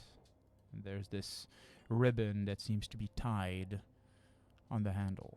It's a regal ribbon. It's something that's vaguely familiar. You've dreamed about that before, but it's not yours. It belongs to someone else. She'd kind of reach out for it and gently pull the door open. No! As you open the door, light seems to wash over you. You stand within Castle Ravenloft, or rather not as it is now, but as it was before. This is not your memory of the place. The room here is regal, achingly beautiful. A nuptial chamber of sorts. Heavy velvet drapes frame windows of crimson glass, through which pale moonlight spills in fractured beams. Silver mirrors line the walls, though their reflection seems to be warped in time, showing not what it is, but what was. Dance, laughter, happiness. Though now only stands one woman in the room, her back to you, slowly in the process of brushing her hair. What would you do? She kind of looks around in confusion, like that dream feeling when you're something changes and you know that it doesn't really make sense, but you're thrown into it so fast that you kind of have no choice but to just go along with it and wonder if there's any sense of continuity between the events that are occurring. The only continuity that you can have is the fact that Seraphina is still holding your hand. Oh. You lied to me. You said you would take me to a safe place, and this is my... This is what is this? What is... Would the woman in the room care to describe herself? She is beautiful. Gorgeous. Her gown is elegant. Beautiful long hair. Big bright eyes. She looks as if she walks on air. I think seeing that Seraphina seems to be afraid, Irina will kind of step in front of her a little bit. The woman that stands in front of you is a mirror of yourself, but in a better future, perhaps. Perhaps a bit older. Different.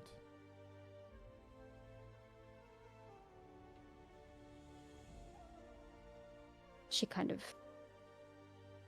just in confusion. What is your... Who are you? Where am I? Silly, don't you know?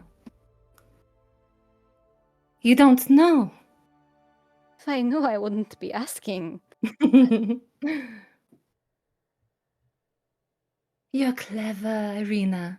You can figure it out. She would start to circle you. Seraphina is like death grip holding your hand. I'm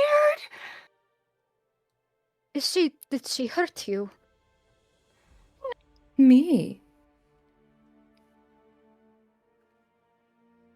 Why is she so terrified? Think real hard, Irina.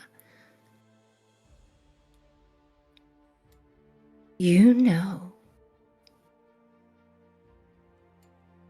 Why would she be terrified? She kind of just shakes her head.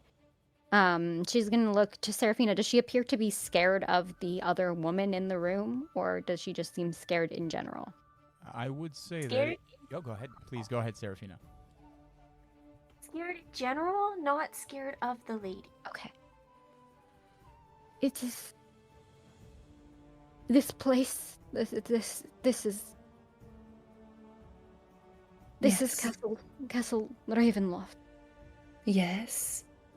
Good. Are you Tatiana? Congratulations, Irina. You figured it out. I was worried for a second. It's... Yes, I am Tatiana.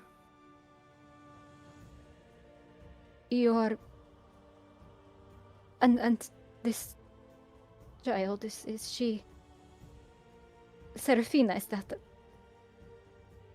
One of our many duplicates, yes. How many? She is. How many times have... I've lost count over the years.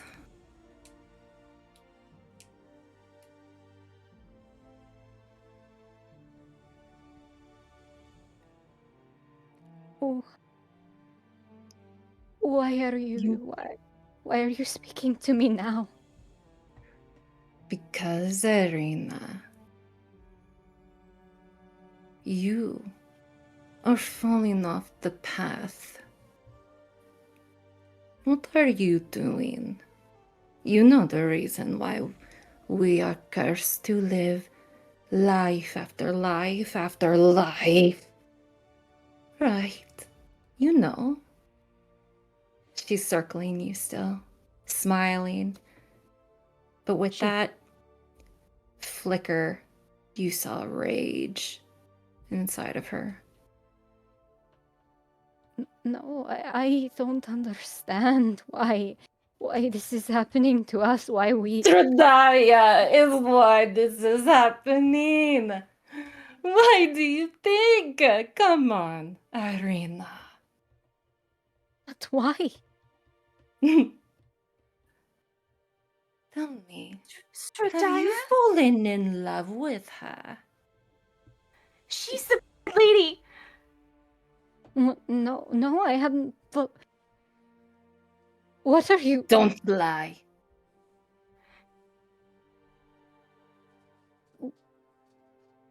I don't. It's not. I don't know what to think. She's the lady. She's the one who hurt me. See? She took me away from my mommy and my daddy and my brother. And she, again and again and again. I think Irina starts to cry. Yes, it is sad, isn't it, Irina? Oh, poor dear thing. But What she is not the only one. There have been many, of all ages. Why was she? If that is, then why was she kind to me? Why did she? I don't understand. Why does she do anything? She's bored. She's cursed to live forever. Forever is a long time. And we are cursed right alongside of her. Why do we just? We've tried this so many times, then I have to do something different. Cannot let this continue forever. I cannot let us suffer like this for eternity. She's the reason we suffer. She killed her brother.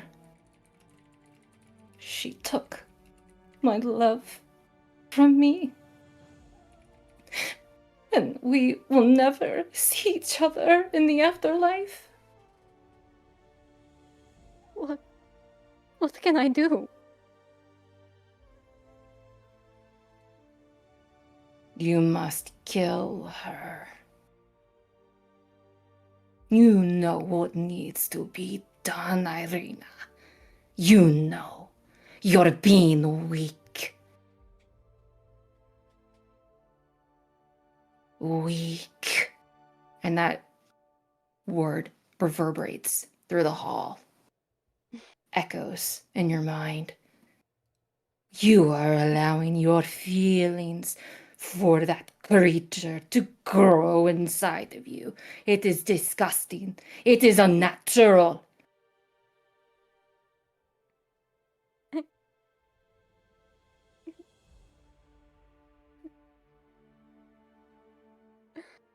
Then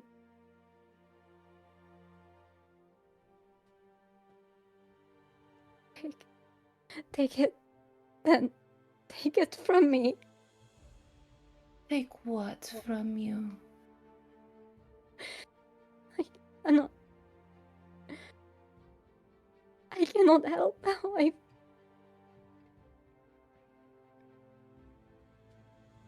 I feel.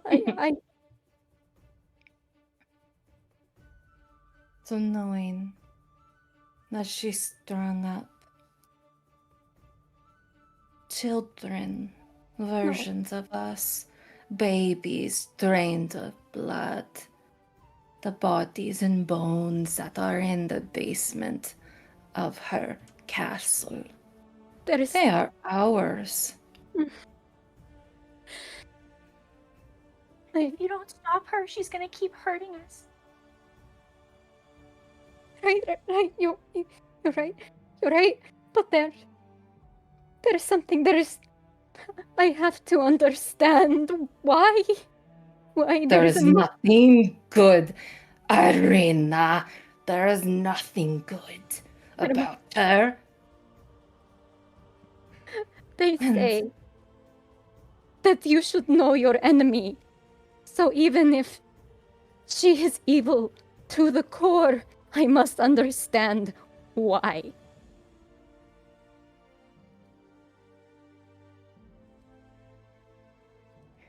You clearly do not have what it takes.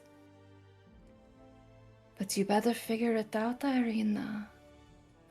You better figure it out quick, because if you do not, if you cannot do what needs to be done, then I will. And she grabs your shoulders. As she grabs the shoulder of Irina, you are jolted back and you feel as if you're passing through all of the visions that you just had for a second. Everybody else in the room will suffer 5 of psychic damage, first of all, and will have witnessed Irina floating into the air, having that conversation, the voices changing as she is talking. With herself, basically. But coming from her, yes. And then she'd fall down on the ground, collapsed, exhausted, still conscious.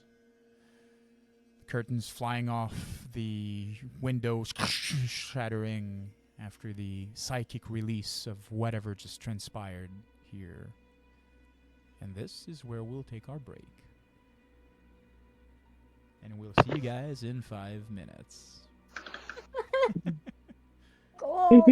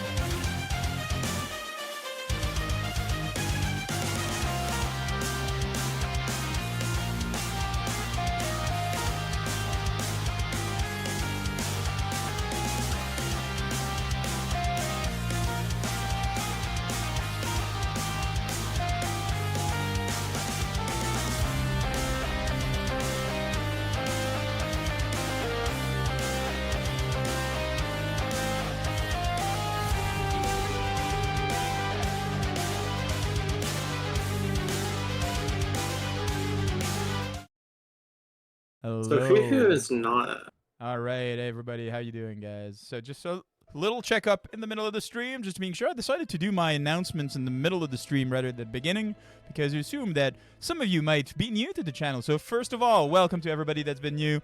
I've not had the time to say hi to a lot of things and react to a lot of things. Thank you so much for the hydrates. If you don't know about that, that's a thing here. Making sure that the Dungeon Master is well hydrated.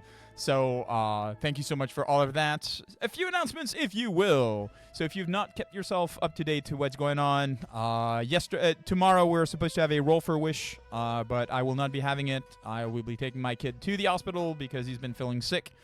So I'm very sorry for that. We will, though, have a roll for wish on October 22nd, which will be the last ride of the Nighthammer, which will be a Warhammer 40k one-shot.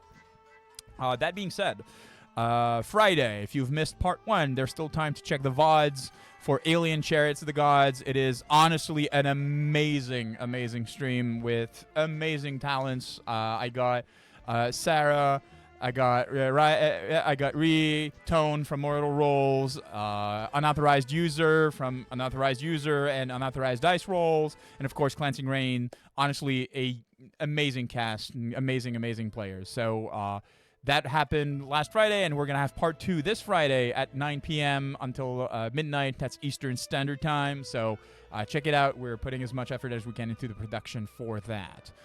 If you've missed a few other things, also, I also like to just, brag about my friends a bit and everything like that. So on Saturdays, you can catch Commodore Zed with Feral Florida at 9.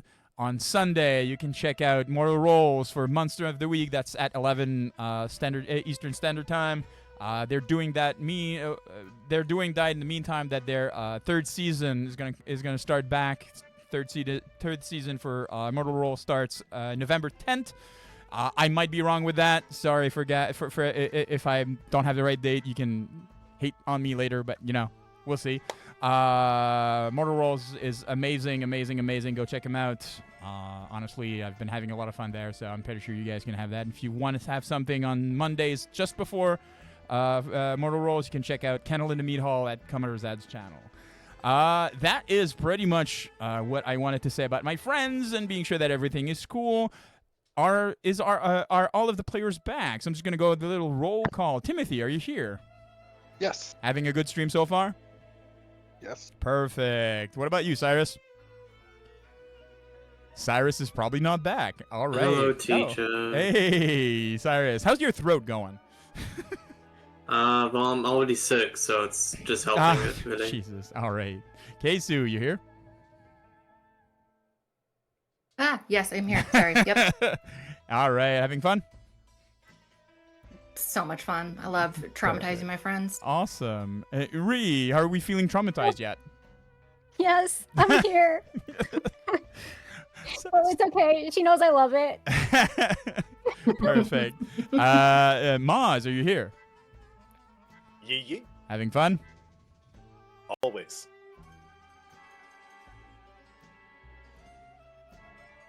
I'm doing okay. Mm-hmm.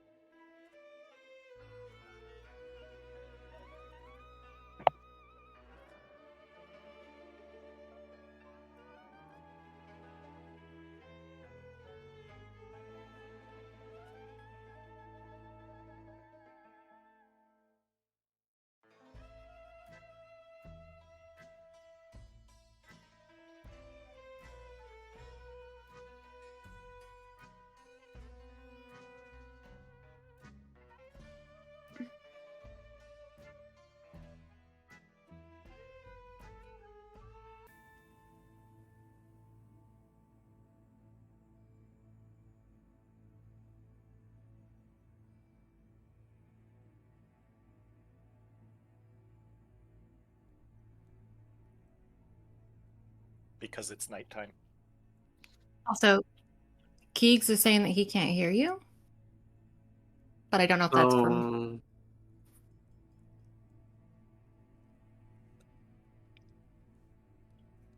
Keeks?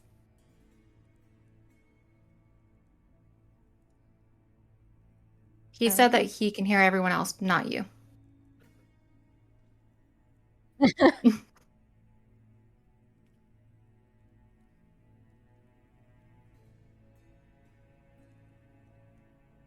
And we can all hear you?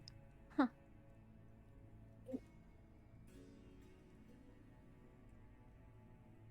Well, I don't Okay, hear oh yeah, anything on the Twitch. anyone else in the chat?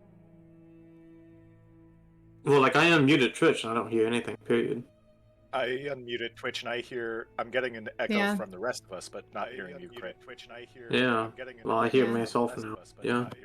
That's weird. Weird. Yeah. So he just took the whole intro without, and like. Weird. Make it from the top again. Yeah. And people again. Make it from the top again. Yeah. And people again. Make it from the top. That's unfortunate. Keeg said that he heard you give the announcements and it was just up until, like, we literally started to play.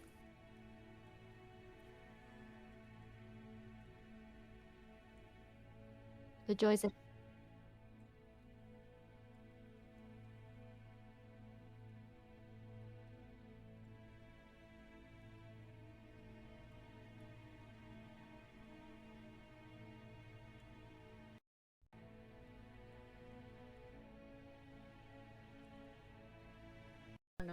No, it's turned on. What about now? Is this better?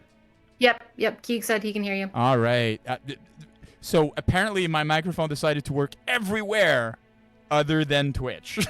It's just like, what the hell? Because like that makes no sense. No sense at all. Yeah.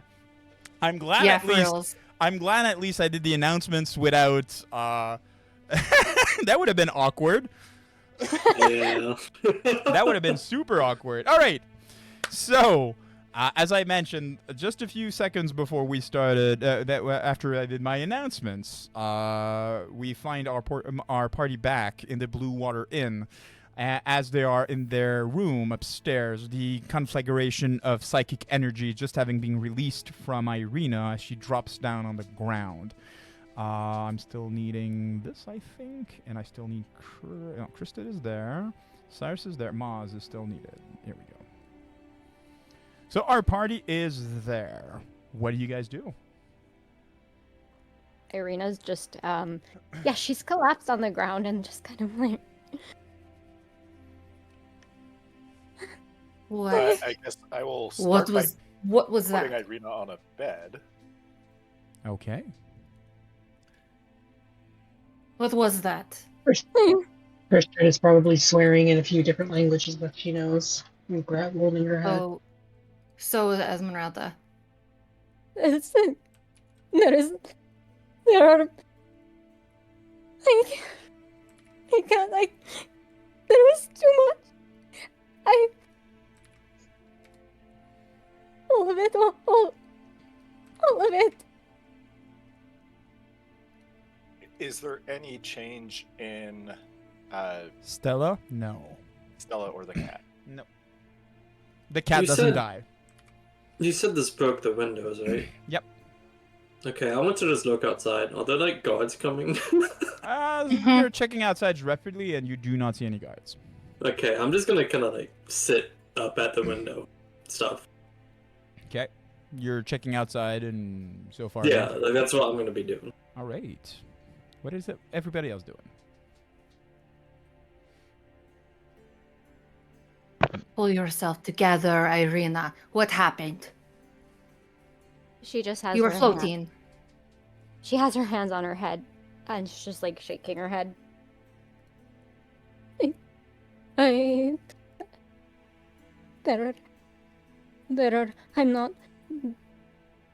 not me anymore. There are too many pieces. All right. Slow down. At least to me, you're not making a whole lot of sense.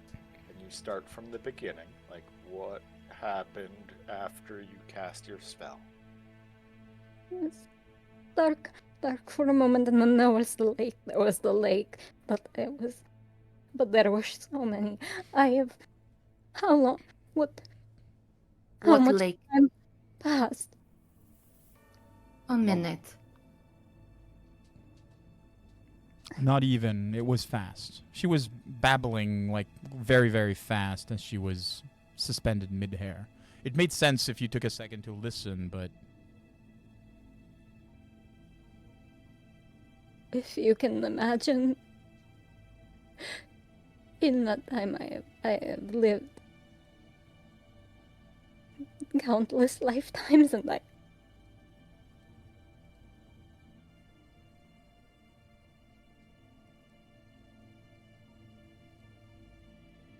When you say you're not you anymore, what does that mean?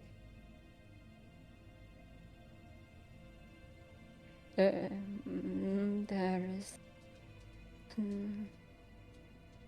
She's clearly struggling to like compose herself enough to explain. She looks very unwell. I think you might find that it is unlikely that you're going to get straight answers out of her quickly right now. She looks like the confusion on her, it's like she's just woken up in another dimension. Like there's no, she's only half recognizing all of the people around her. All right. I think perhaps we all need a good rest. I don't know about you, but I don't know if I can sleep after that. there is another room, as you will recall.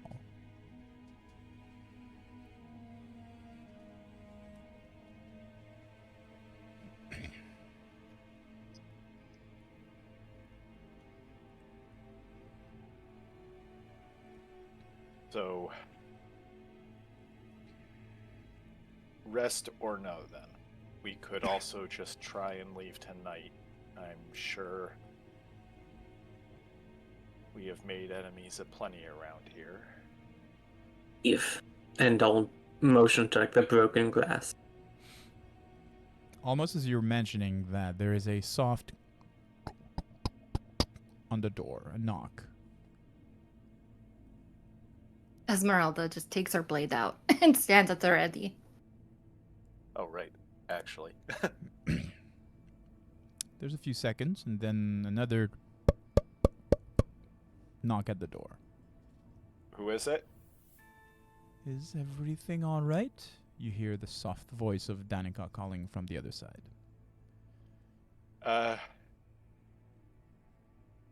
A bit odd, but yes, it'll be fine. I think we owe you for some new windows, though. And just for good measures, did I see you bring in a body? No, she's alive. Unconscious. Ah, okay, good. Perfect. I'll leave you to it then. And you hear the footsteps kind of walking away. I use assurance crafting to kind of appraise how much these windows would cost. It's about 1 gold piece per window. Cool. And how there were 2 windows? Yes, 2 windows. I'm not going to share this info. I'm just, it's my own curiosity. Yep. Would labor lore tell me the same thing from approximately? Yeah, absolutely. Like it's windows are not. Windows are expensive. Yep. So, what would you guys do?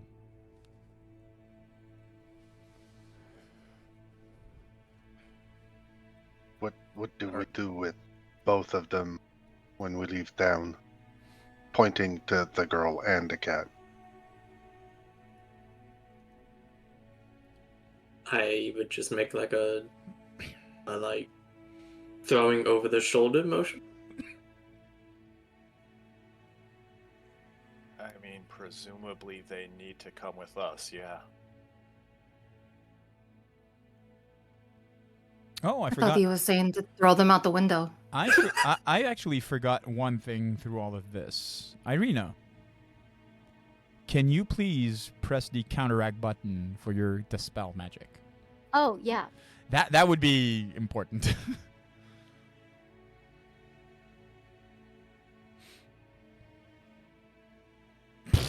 What? Okay. Okay. Sure. Sure. Rated. Critical success. Okay. Okay. Just for good measure. It took a few seconds. Timothy, the cat was quiet in your lap. It had fallen asleep. After a few minutes that everything calmed, he seems to be waking up. Cat nestles his head to your chest and kind of like seems to be wanting more pets. Seems that the cat is back to normal, as a cat should be.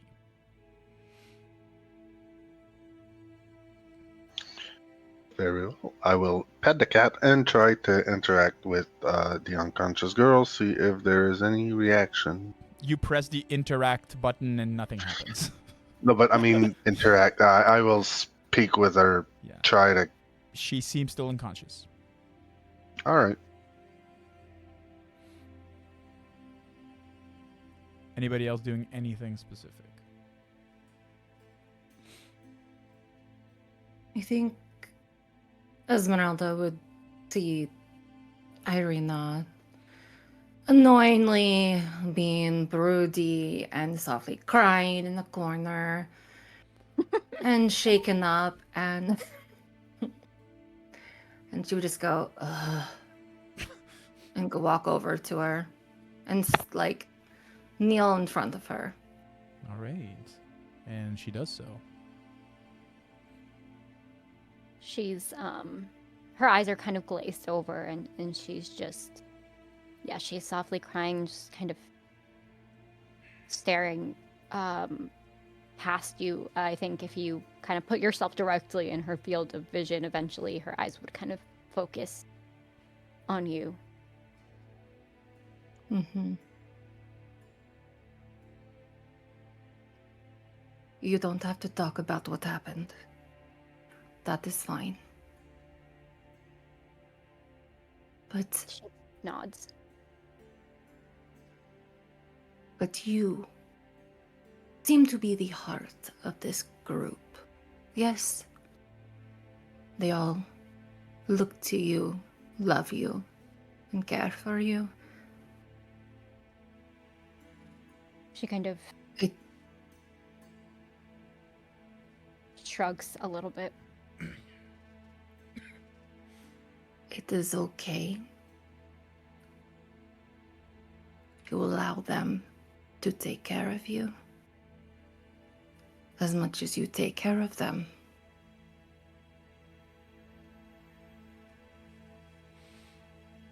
Whether that means talking about it or not, it is fine.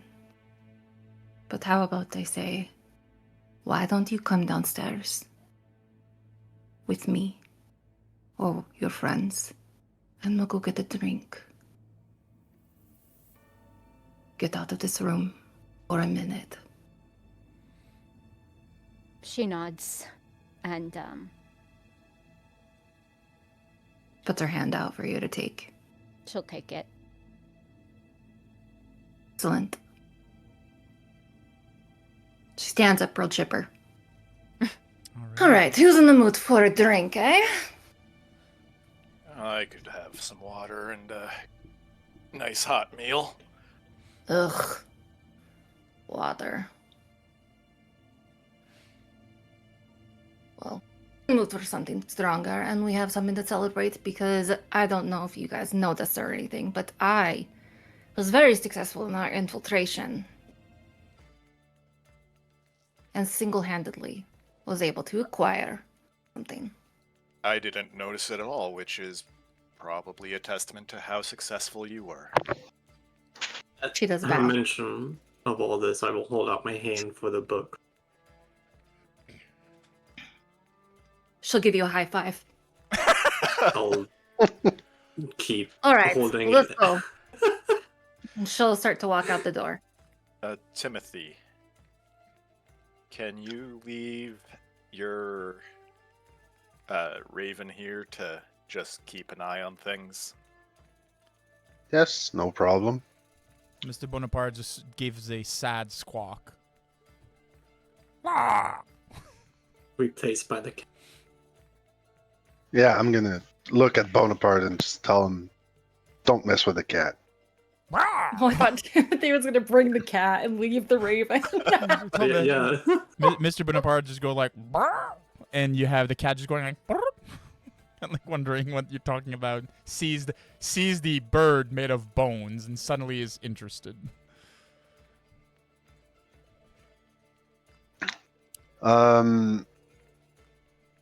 Yeah, that. How big's the room?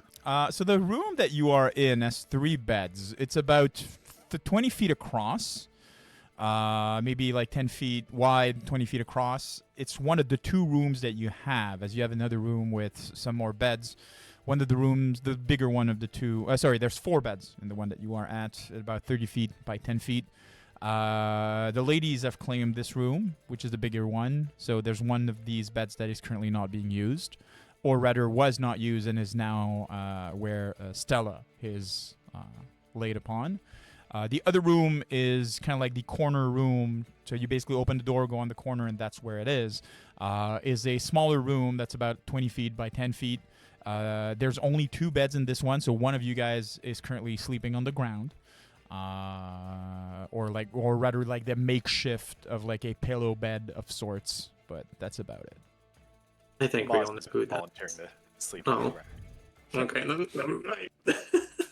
So Irina and Esmeralda are first to go downstairs. Who's following? I will. Cyrus? Anybody else? Yep, Maz follows. Cool. Christrid? Timothy? Yeah, I'll follow. Yeah. Excellent. So we will go in that order that you are slowly arriving downstairs. So you do need to go by the stairwell down outside in order to go back inside through the main door of the inn itself.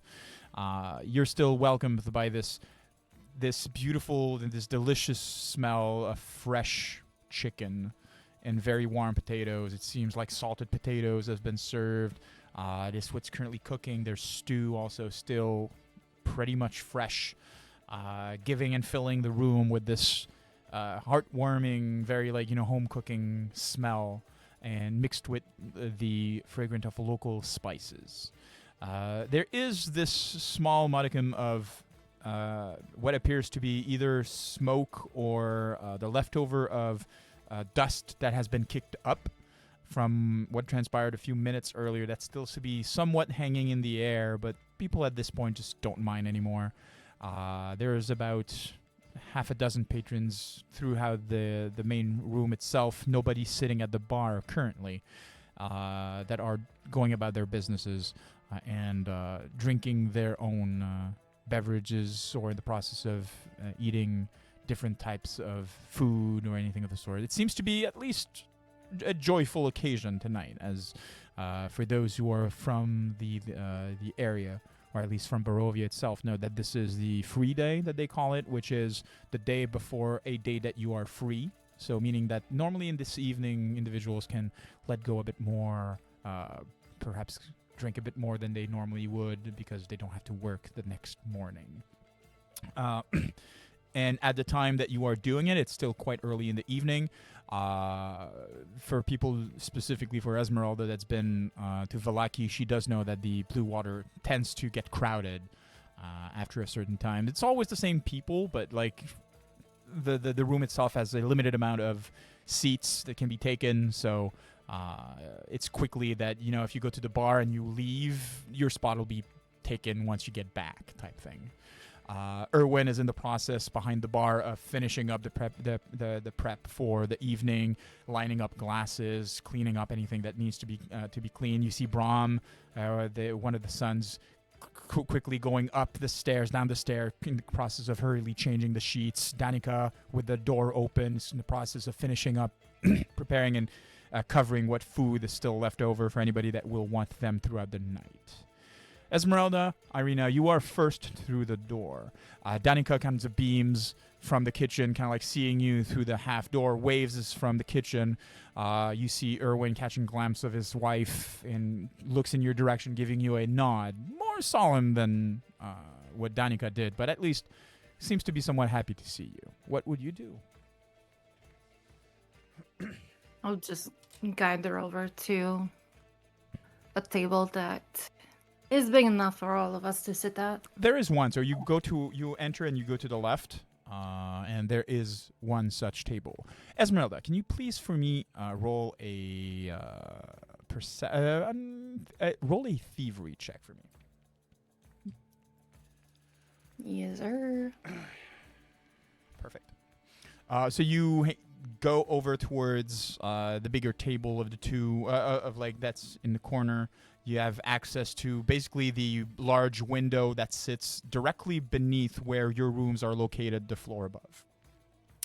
You're setting up there, and of course, Erwin's in the process of coming towards you, giving you a nod as Maz walks in and slowly heads towards the table itself. For a second, you catch the glimpse of like someone that you think you know, but that quickly goes away, and like Erwin stands in front of you asking you if you want something to drink, wine perhaps. Could I get some of that stew that's smelling real good? Of course, I'll get that ready. Anything to drink? Water for me. Fair I enough. think the others might be. Excellent, so it'll be wine. Great. Irina kind of just waves her hand, just whatever, she'll look at Esmeralda. Whatever you're having, I'll have that. Perfect. Excellent. Bring a few bottles. Food for all of us. Perfect, I will do that. Grape mash is fine, which is a brand and type of Absolutely. the wines. Perfect. Give me a few minutes. And he leaves back towards the bar.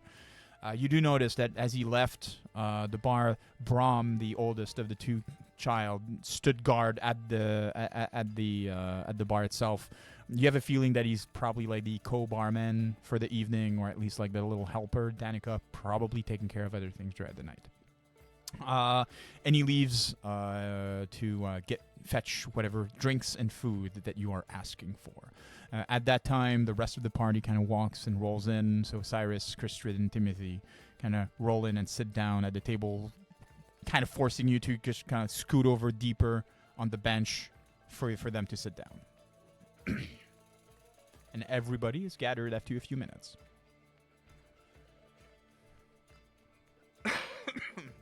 So, what did we find? You can see that a lot of people are in a hurry to discuss that. We were looking for knowledge. What did you guys find? No. I indeed found knowledge.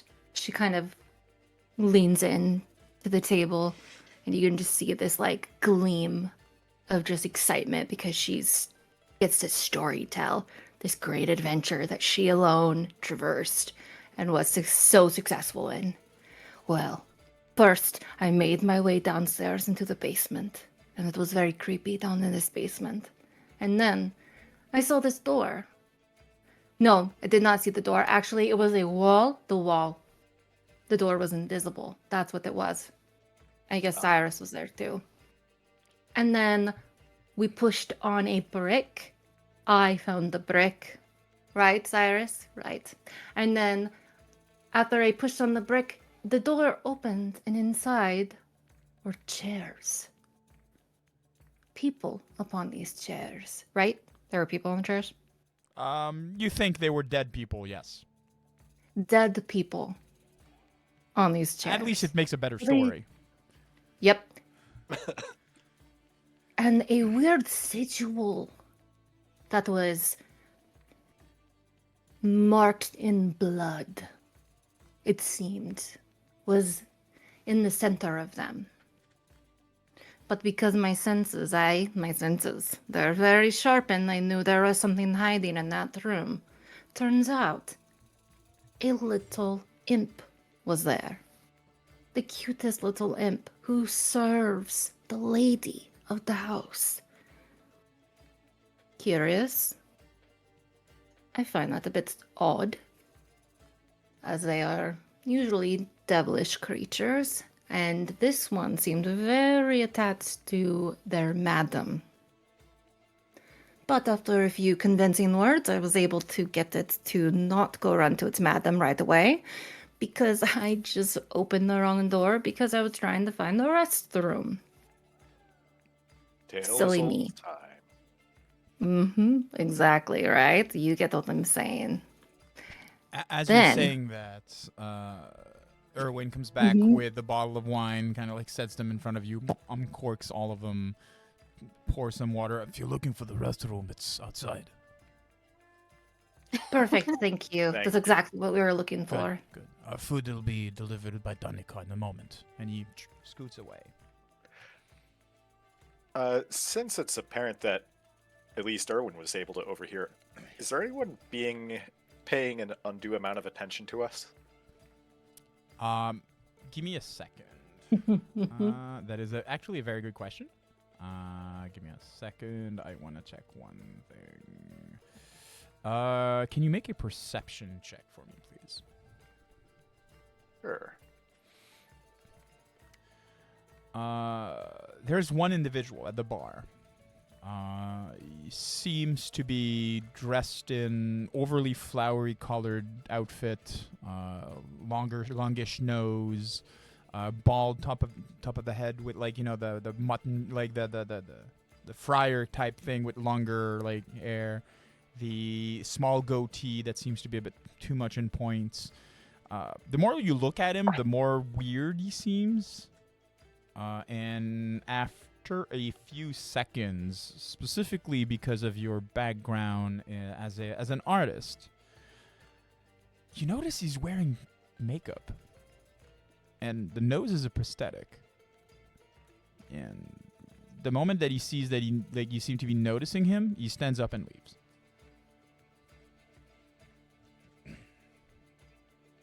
Huh. Does Esmeralda notice that No. at all? Nope. She's very engrossed in her story. Perfect. Yep. Perfect. And she failed her her check Yep, earlier. yep. Sorry. Nope, that's perfect. I love that. Even way better. After She he's grabs out her the drink and door, just chugs it. that man just left was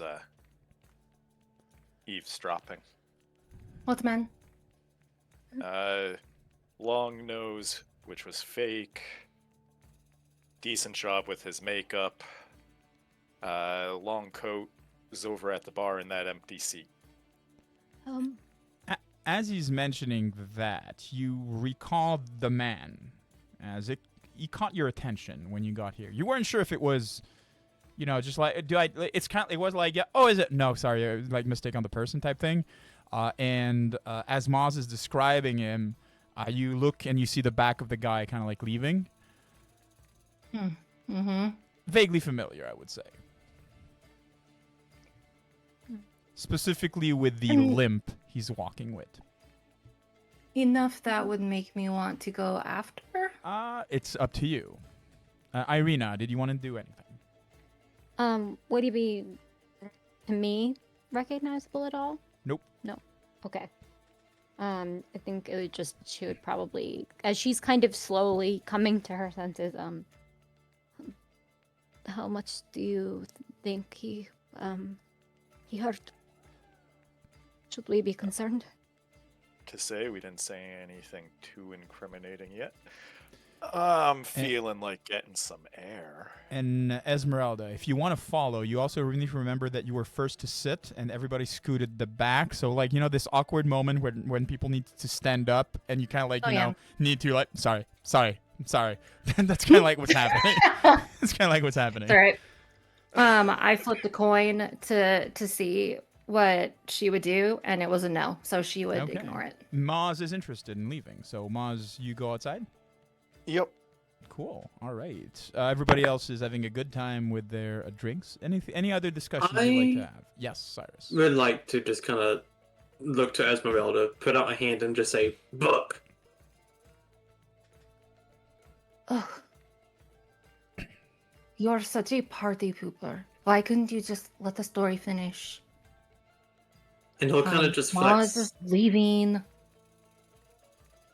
She'll hold it in her hand a little bit and just look at Cyrus. He'll flex forward, like hand it over.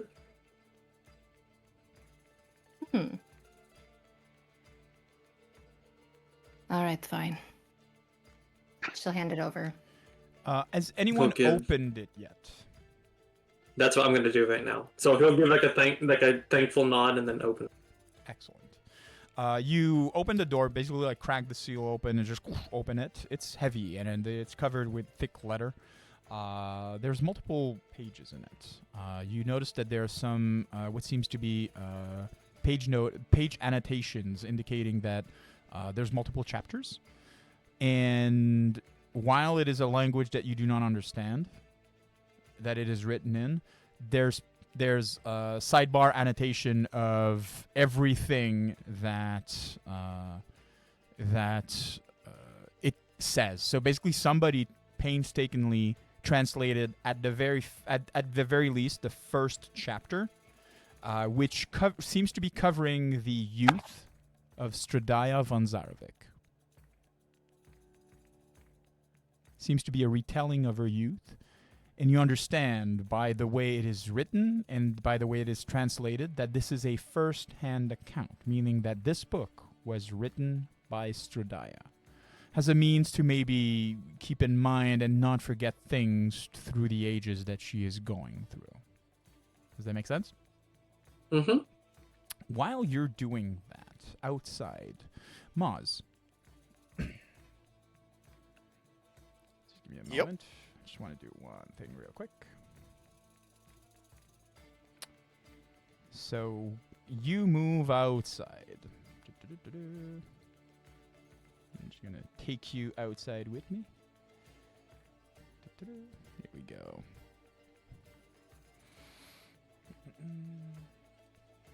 So the first thing that you notice is I'll have you roll a thievery check for me and a seek check for me, please. Oh. Well, I'll tell you, one of those I'm real bad at. Visible or blind? Sorry, what? Public roll or blind roll? Blind roll, please. And seek would be perception? So if you open your the two-cross sword, the Angron combat HUD. Do you know what I mean by that? Yep. You should It see says there's a not button. started. There's a button called Seek.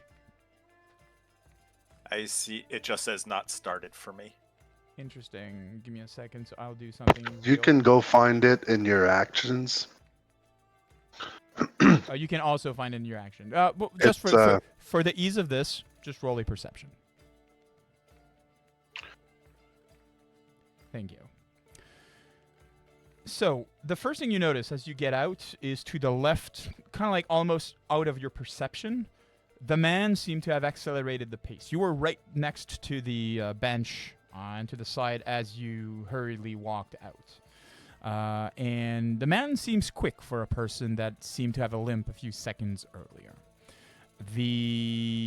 So you kind of like go and follow after, and almost as if like you reached a corner, he's even a bit further away. You see just like the back of his coat kind of like going into an alley. Do you Which direction? So kind of like this is, give me a second. So this is the main view of the Blue Water Inn. This is the entrance right here. Mm-hmm. You saw him turning the corner here and heading in that direction. Make sense? So you follow. Yep. Then the moment you reach that corner right here, he was already 30 feet away and had turned into a corner towards the right. So basically like somewhat away from the place. You do see the rest of his coat. Would you follow him that far? I would follow him that far, yeah. Excellent. You reach the corner and you seem to notice that he's about halfway into the alleyway. He seems to be his back towards you and like almost crouched over. You're not really sure what he's doing. Oh, friend, how's it going over there? The man doesn't answer. I'll get a little closer, but I'm not going into the alleyway. How close are you going? How far away is he from the 15 tavern? feet? I'll stay 10 feet away from him. So, okay, cool. So, you're getting a bit closer. You're talking to him for a second. And there's a check I need to make. Oh, yeah, that's right.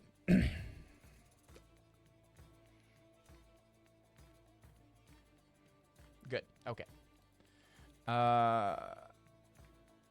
And as you're talking to him, almost a few seconds afterwards, you feel something on the side of your head, and you hear the cocking sound of a gun. Well, that's totally unnecessary. I just wanted to talk. Well, we can talk for a second, but do not turn around. And you're going to feel like he has a hand, and he's currently looking if you have any weapons on you. Like, for example, the dagger, he would take it and toss it on the ground just at your feet. I have 2 daggers. He would do both. Yep. But he would not, like, he's not taking them. He's just, like, unsheathing them, and so that way if you want to use them, you need to, like, duck down in order to reach for them. Make sense? Yep. You're Noticed with, you were paying it. You're with that woman inside, aren't you? I mean, we were at the table together. Which of them were you referring to, though? The Vistani. Yeah, Are you friends? new acquaintances. The explosion in the city, was that you? I've given you a few answers. You care to give me some first? You're gonna feel the pressing of the gun, kind of like pressing a bit more. I don't think you have the leverage to ask questions. Even though you reek of the shape changes. My bullet will strike true. Perhaps. Make a lot of noise, though. And you feel that I am worried about noise here? I don't know. Are you? Not really. Hmm. Now answer. Inside. Yeah. That was you? Yep. Is the woman, the vampire, is she dead? Would that make you happy? I thought I made it clear that I'm asking the questions. Doesn't hurt to ask. It Yeah, can she in- is. It can, in this particular predicament, hurt. Yeah, she's dead. Good. Very good. Further down west. About a half-day walk to a day's walk from here. Esmeralda left her wagon there at the foot of a tower. There is a scaffolding at the back that can allow you access to the tower now. The book you have. Read it. Understand it. It'll help you to get rid of the monster. Nod if you understand. I nod. Perfect. Now, I will leave and you will count to 10 before turning around. Have a good evening. You're going to feel the gun kind of like removed from your head. Maz counts to 10 in his head. Yep. And Not then he turns- particularly fast, but not slow either. I understand that. Then he turns around and the man is not there anymore. Yep. Maz will head back to the tavern. Cool. You get back in the tavern and Cyrus is probably in the middle of doing. Yes, Cyrus, we're listening. What are you doing? I mean, just like studying the book. He's fascinated by it. He's curious about it. All right. Can I maybe try to figure out what language it originally was in? It's not a language or an alphabet that you understand, so and that you've never seen before, so that's kind of Right. hard. Yeah, okay. But yeah, no, I'm just studying, the notes left in Tal'Doran, I guess. It is in common for you. It is Taldor indeed. Just give me a few seconds. I'm just going to be pulling to scene and pulling to scene. Here we go. Where is it? So, after a few minutes that you're trying to decipher it, that Esmeralda is having a drink, Kristrid is having a drink with Irina and the rest of you guys, Maz walks back in.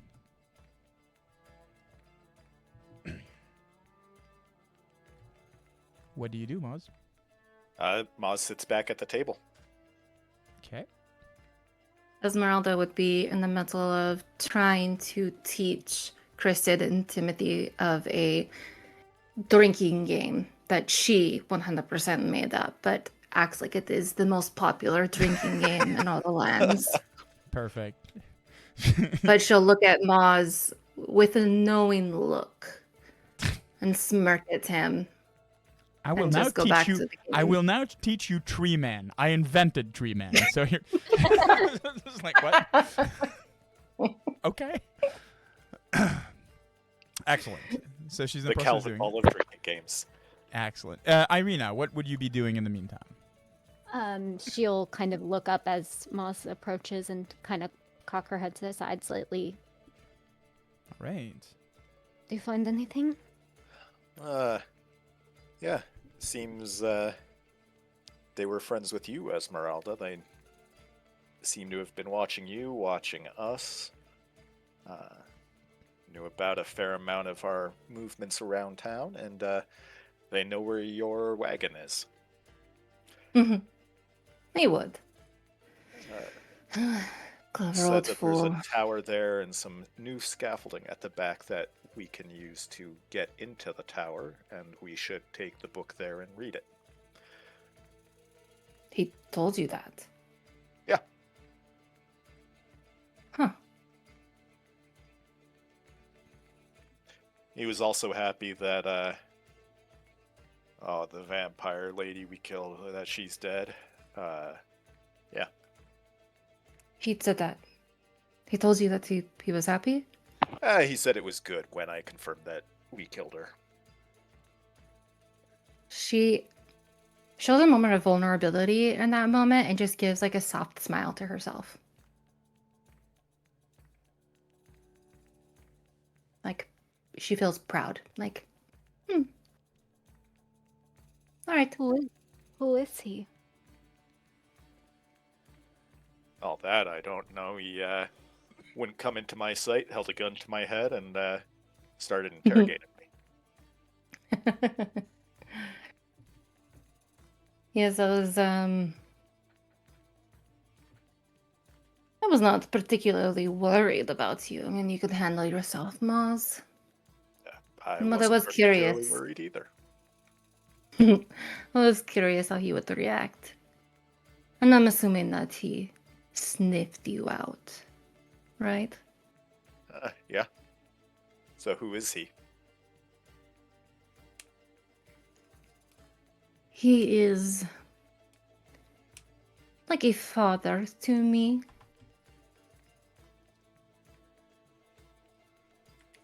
He's taught me everything that I know. I know, crazy, isn't it? That I wasn't just born with all of this innate knowledge. Oh, well, you know, it takes a lot of potential to be trainable. Thank you. Right? That's what I'm always saying. Cyrus will show more interest at the mention of a mentor.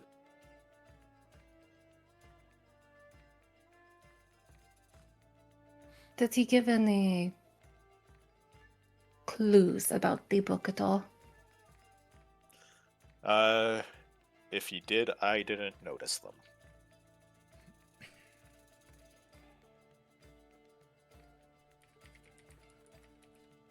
Have you found anything interesting in the book, Cyrus?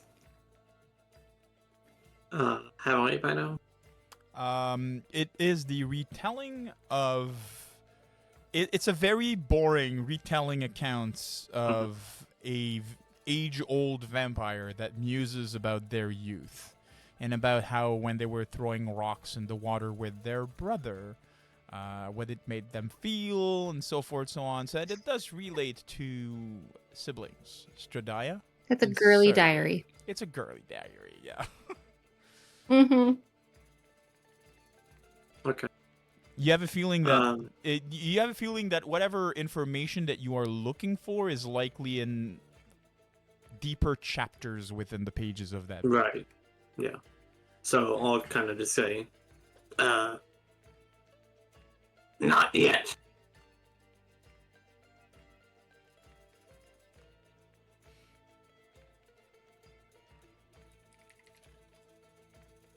Well, he did suggest maybe we read it at the tower, so maybe that's our next stop.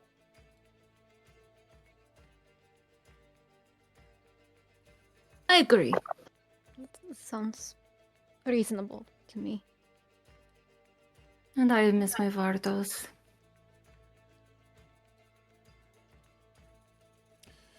Timothy, Mr. Bonaparte would, you'd see him kind of like appearing perched on the railing of the top floor, kind of like squawking. You'd see the cat as followed and kind of like is sitting beneath him, kind of like looking up and clearly hoping that the bird would go down so he could play with him.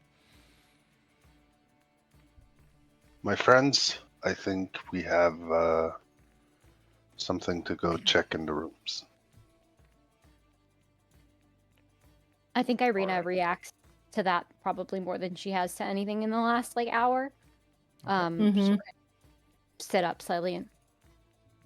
Oh yeah, if we're all like squished in the thing, Esmeralda like seeing Irina freak out, Esmeralda will just start shoving Come on, go. Moz or whoever's beside her off the bench.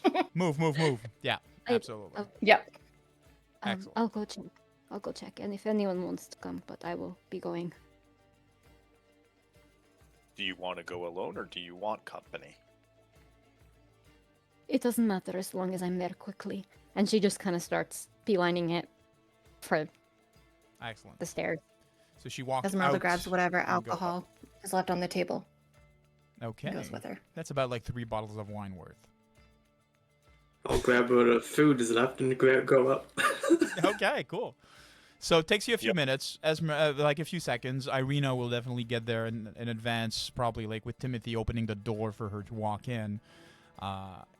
And just give me a second.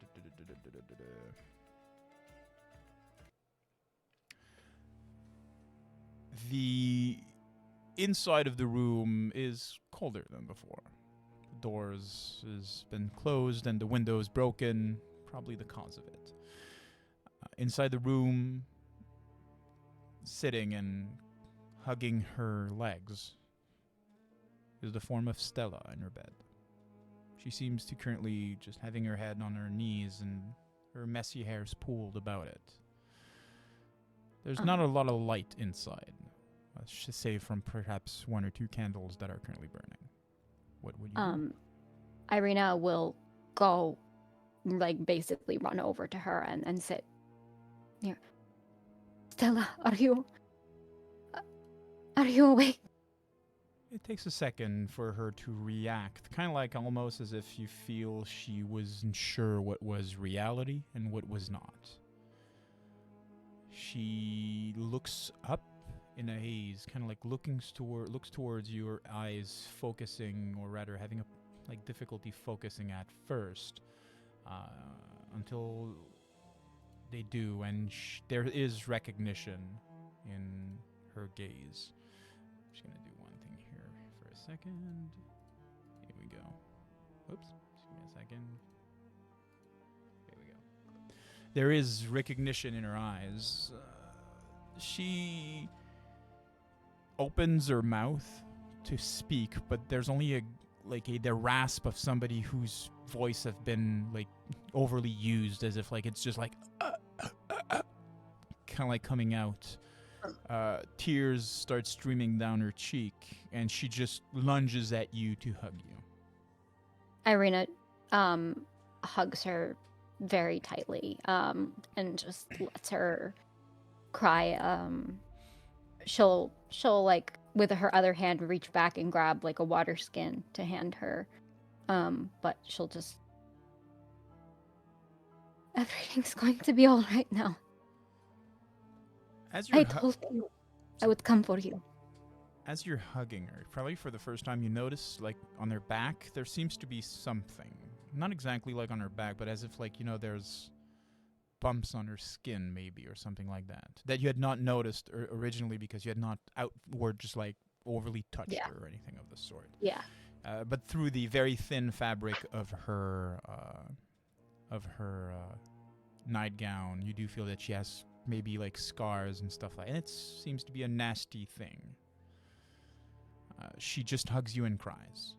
It's about when Timothy, that was following you, kind of like walks in, followed by Kristrid, and the rest of them a few seconds / perhaps a minute afterwards. So, and the present, there's Irina, Timothy, and Kristrid in the room. And Esmeralda. With her alcohol.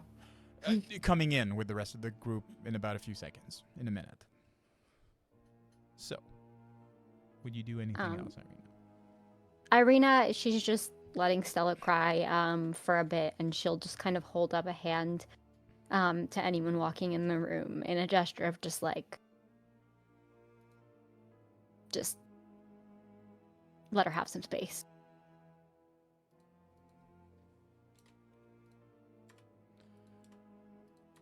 I'll be waiting in the other room if there's anything.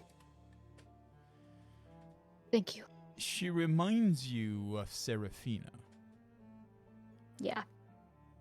The way that Serafina was scared, that she was trembling, that she had been subjected to horrors. It's not often that a soul survives so much ordeal, and whatever she's gone through seems to have scarred her physically, but also mentally, or at least emotionally. Yep. Then walks in Esmeralda with her booze, kind of like not having caught the give us a moment type thing. She would just sit on the chair, prop her feet up, start drinking. I think Irina kind of looks towards her for a moment, like going to shoo her off, but then kind of just shakes her head and just looks to her, like locks eyes with her and kind of just puts a finger to her lip and just like a quiet for now. She'll hold up a thumbs up. Cyrus, would you walk in the room?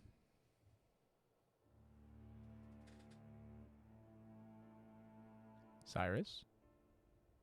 I was muted. Yes, I would. Excellent. The moment Cyrus walks into the room, you would find that part of your neck seems to be burning like searing heat. And you'd see Stella kind of like wince as she's like trying to reach for something on her back. As if you almost have the feeling that she has hot coal currently on her back. Interesting. Would you do anything? On mine, I guess I would reach up to the sensation on the neck. You're trying, like, bringing a hand to cover it, trying to appease it. It doesn't go away. It's enough to make you, like, gasp, perhaps, even a bit. Irina would say to Stella,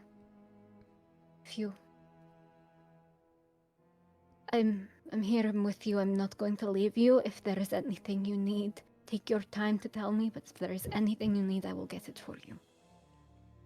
Seems that the pain subsides after a few seconds. Same for you, Cyrus. Mm-hmm. The sensation is vaguely familiar. You've been subjected to that before when somebody did something to you.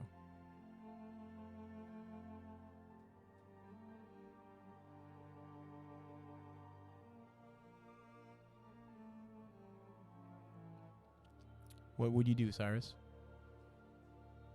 See, the issue is, I know you're hinting at something, The problem is I can't think of it. Jesus. Bwah, bwah.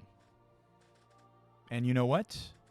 We will get back to it as the rest of the party finally heads west on the next episode of Curse of STRAHD.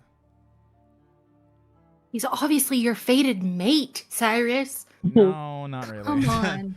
She can't speak. It's perfect. No. Just Wait a minute. Let me read. What did you say?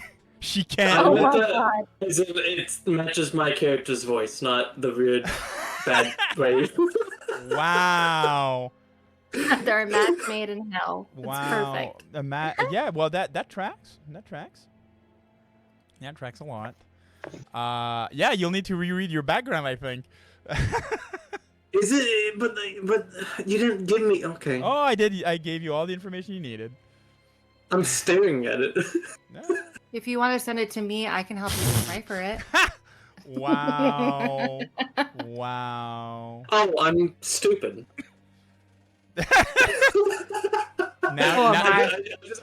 Now you remember? Than that. Yeah. I'm pretty sure that like even Keisu can put it together. Yes. No, I'm very stupid. It's fine. Don't worry about it. It's fine. All right. I hope everybody had a great evening. Absolutely. Yeah. Awesome. It was amazing. Awesome. Awesome. Yeah. I really appreciate that everybody had fun. I thank you everybody that's been here. Next stream for us here will be on Friday, 9 p.m. Eastern Standard Time for Alien Chariots of the Gods. I'm really hoping that I'm going to see you guys. If you're also interested in seeing what's coming up, what's the news, and so forth, you can visit critcrafters.tv or critcrafters.com, which is our website. You can have access to all of our socials there and all the schedules for everything. I think the page for Curse of Strahd is in the process of being established, where we can now see the characters, or soonish we'll be able to see the character. I might be saying that way in advance. Who knows, right? We will be rating out as is our usual. I'm just checking right now to see if any of our friends are currently in the process of playing. I know Quest Accepted D&D is playing, but I think that let me just check one thing here real quick, because I think they've been going for a while. Give me a second. I just need the time. Yeah, they've been going for 3 hours, so they're probably finishing soonish. We're probably going to be rating Sparkles Mandy. So, again, just hang out. Just be sure Sparkle to... Squad. Yeah, so just give some love to the people that we're rating. So, yeah, Friday here.